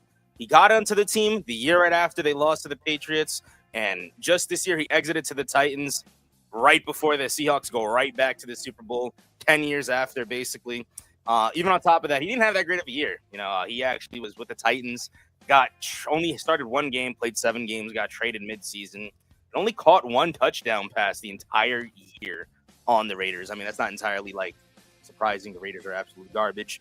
But yeah, it's kind of heartbreaking to see. This is a grumpy old man. Somewhat with Tyler Lockett, he was such a good player, like I said, over in early days in Seattle, and it's somewhat hard to see that now he's just not going to be able to play in the Super Bowl. So what does it smell like? Well, it smells like whatever those nasty ass avocado martinis that Tom Brady was over there drinking when he was celebrating in Tampa. Please, Mom. I don't know what the avocado martinis smell like, but they have to smell like avocado ass. I hope not. There we go. That's it. All right, I'll go. This story is a doozy. So, you remember the Honey Badger, Errol? Yes, I do. So, the Honey Badger opened up on his podcast in the Bayou with Taran Matthew. And about 18 minutes in, he said he nearly died drinking bleach in an attempt to pass a drug test at LSU. Apparently, he had been searching a way to pass the test when a suggestion online said to drink Coca-Cola with a little bit of bleach mixed into it. I ended up throwing that S up, Matthew said. And at that point, I'm like, man, F it. I've run out of tricks. I don't know what to do. I remember sitting in front of that building with an effing cap full of bleach and a Coke bottle. And I thought that was going to save my life. It didn't. It backfired. He, as you remember, got in trouble in that year. I guess this is probably part of the reason why we're finding out today. He ended up getting taken in the 3rd round. Obviously went on to have a fantastic career in the NFL. I guess you can look back and laugh at it now. But, yeah, I mean, that's just one of the all-time dumb things kids do. Like, just the worst thing you can do. I actually had a kid that I taught, and I obviously not going to name names, it was like 10 years ago. But I tried to get him to play football, and he told me he couldn't. He had a medical. And I was like, what do you mean you have a medical? He's like, yeah, I have a hole in my stomach because I drank bleach in middle school. I was like, okay, you don't have to play for me. That's completely fine.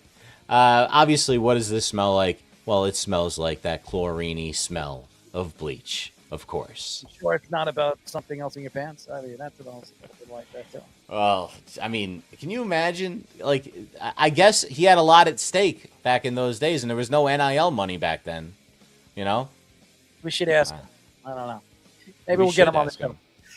All right, the final What's That Smell is a very interesting story, and it has to go with the Pittsburgh Steelers. Dalton Wasserman from Pro Football Focus recently published an update mock draft that has the Steelers taking Alabama quarterback Ty Simpson in the 1st round. This is not expected to be a deep quarterback class, and Fernando Mendoza and Simpson could be the only 2 first-round passers. Regarding Simpson and the Steelers, Wasserman offered the following.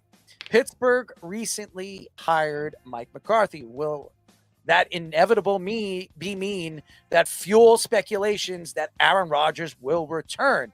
Even if Rodgers does return, the Steelers still need to identify a long-term solution at the quarterback position. Opinions on Alabama's Ty Simpson vary, but he posted an 81.4 PFF passing grade while leading the FBS with 30 big-time throws in his lone season with the Crimson Tide. Well, not surprised that the Pittsburgh Steelers are drafting another quarterback in the 1st round a little bit late, and it's probably going to fail. Nobody wants Ty. Ty is only going into this year's draft because it makes teams wonder about him. Think about it. It's just Mendoza going into the 1st round, and now he is the only other quality quarterback, as far as statistics would tell you, that could be possibly a first-round talent, and that's why he decided to go and not go back to college and get a little bit better with Alabama. You know what it smells like? It smells like the Crimson Tide's mascot taking a dump. How's that? That's about it. I mean, honestly, I don't know what Ty Simpson's going to be, or I really don't. I know that Mike McCarthy got this job, one, because he's from Pittsburgh, two, because Aaron Rodgers is there, and Aaron Rodgers, he plans to bring back, and he wants to bring in a young quarterback to play behind him. I just don't know if Simpson is the perfect fit. The only reason why he's going in this year's draft, if he went in next year's draft class, he's a third-round draft. He's the third-round draft pick. He is going into this year's draft because he is automatically a first-round talent because of how bad this quarterback class is. So good for him. Sellers decided to go back. Moore decided to go back. That next year class is loaded, absolutely loaded for quarterback. So I guess that's where the Jets will be searching for their future. Hopefully they don't search too long. Anyways, that's it for our show, ladies and gentlemen. I want to give a shout out to Jabba Chamberlain. Hopefully he made it here in New York okay. I will be talking to him, but Jabba will be back on Monday for all the fans if they're wondering where he is. He flew from Nebraska to New York. So we love you, Jabba. We'll see you on Monday. Well, at least they'll see you on Monday. I'll probably see you this weekend. But yeah, thank you to Oluf. I almost called him Olu Fushanu. I mean, that would be funny. Foye Olulikin for joining us. He was fantastic. Thank you, Foye. You're always great. And you know, everything that you gave us tonight just tells you how great of a personality you are, and maybe you don't or you haven't been interested in playing Twister. So anyways, anyways, maybe he'll play a Twister with his wife tonight. Maybe I should buy the game for him and just send it to him. That would be funny, actually. I'll be like, hey Foye, can I send you a gift? Put Josh Allen's face instead of like a color. That's a good idea. Put Josh Allen's face on the spinning thing, you know? Right hand Josh's face. Yeah, that's right. Now the real question, what's more likely? Foye playing Twister with Josh Allen, or you playing Twister with Travis the Gremlin Hunter? I think you're better off playing Foye and Josh Allen. I mean, Just don't add any water. Could you imagine me and Mikey C playing Twister? I mean, oh, God. I think I'd kill him before the game is over. Oh, I thought you were gonna kill him by the end of that argument. I called it. It was yellow foot on yellow. I'm 90% right. The problem with Mike is, and I want all the fans to understand something about Mikey C. There's a lot of me and him have a lot of love for each other. All right, we're brothers, and I've always looked up to him because he's a little bit older, and we became friends because of a friend. Mikey C is so full of shit. Okay. That guy's got more shit coming out of his ass than you probably buy, you know, when you're trying to fertilize your grass every single summer. All right. That is a bunch of dog crap. All right. He has won bets. There's no question that he has. $2,000 he's on drugs. And as far as I'm concerned, 90% right, 40% right. You know, when it comes to me and him betting each other, at most 40% right. So for him to come up and say that he's 90% right, that's a joke. That's a lie. I mean, Speedy's been around us for a while. Nobody is 90% right. He is not 90% right. And I'll admit, I am not. I would say I'm 60% right on a lot of my takes. I'm not always right. But Mikey, with our arguments over the years, I have been more right than wrong with him. Okay. And if anybody goes back and listens to our show, they would admit to it. Now, Mikey has this. I mean, fans have a love fest for Mikey because he likes to stick Oreo cookies up his ass. I have no idea what kind of fetish this guy has. And having girls eat it out of his ass. It's pretty damn disgusting. But that's Mikey. That's his way of picking up girls. I've never heard anything like it, but that's what he brags about. So good for him. I'm not sticking Oreo cookies up my ass for nobody. Anyways, that's Mikey. But I love him. Mikey, you know I love you. But 70% right, or I don't even, he said 90. I wouldn't even say 70. I would say about 35.8. All right, so I'll give you something. Anyways, that's it for our show, ladies and gentlemen. Speedy, who do we have on next week? Nothing yet next week. All right, so we'll make an announcement when we know. thank you to all the guys that work on the show. You guys do such a great job, and the show wouldn't be what it is today if it wasn't for all of you. That goes for you, Scoops, obviously Fish, and obviously you, Speedy. You guys do such a good job on building the back end of the stuff and making sure that the show is as professional as it possibly could be. So thank you to you guys. We love you. Keep up the good work. I will never, ever, ever, ever, ever take any pill that I don't know before a show again. Because I'm going to tell you this right now. How I got through this show is beyond me. I don't know. I am dead friggin' tired, and I want to go to bed right after this. So I'm just happy I made it. And we ended on time too. We ended a lot earlier than we usually do. So that's a pretty good feat. So again, I couldn't. This show wouldn't be as great as it is, and I couldn't have done it without any of you guys. So thank you to all of you guys. Thank you to the fans.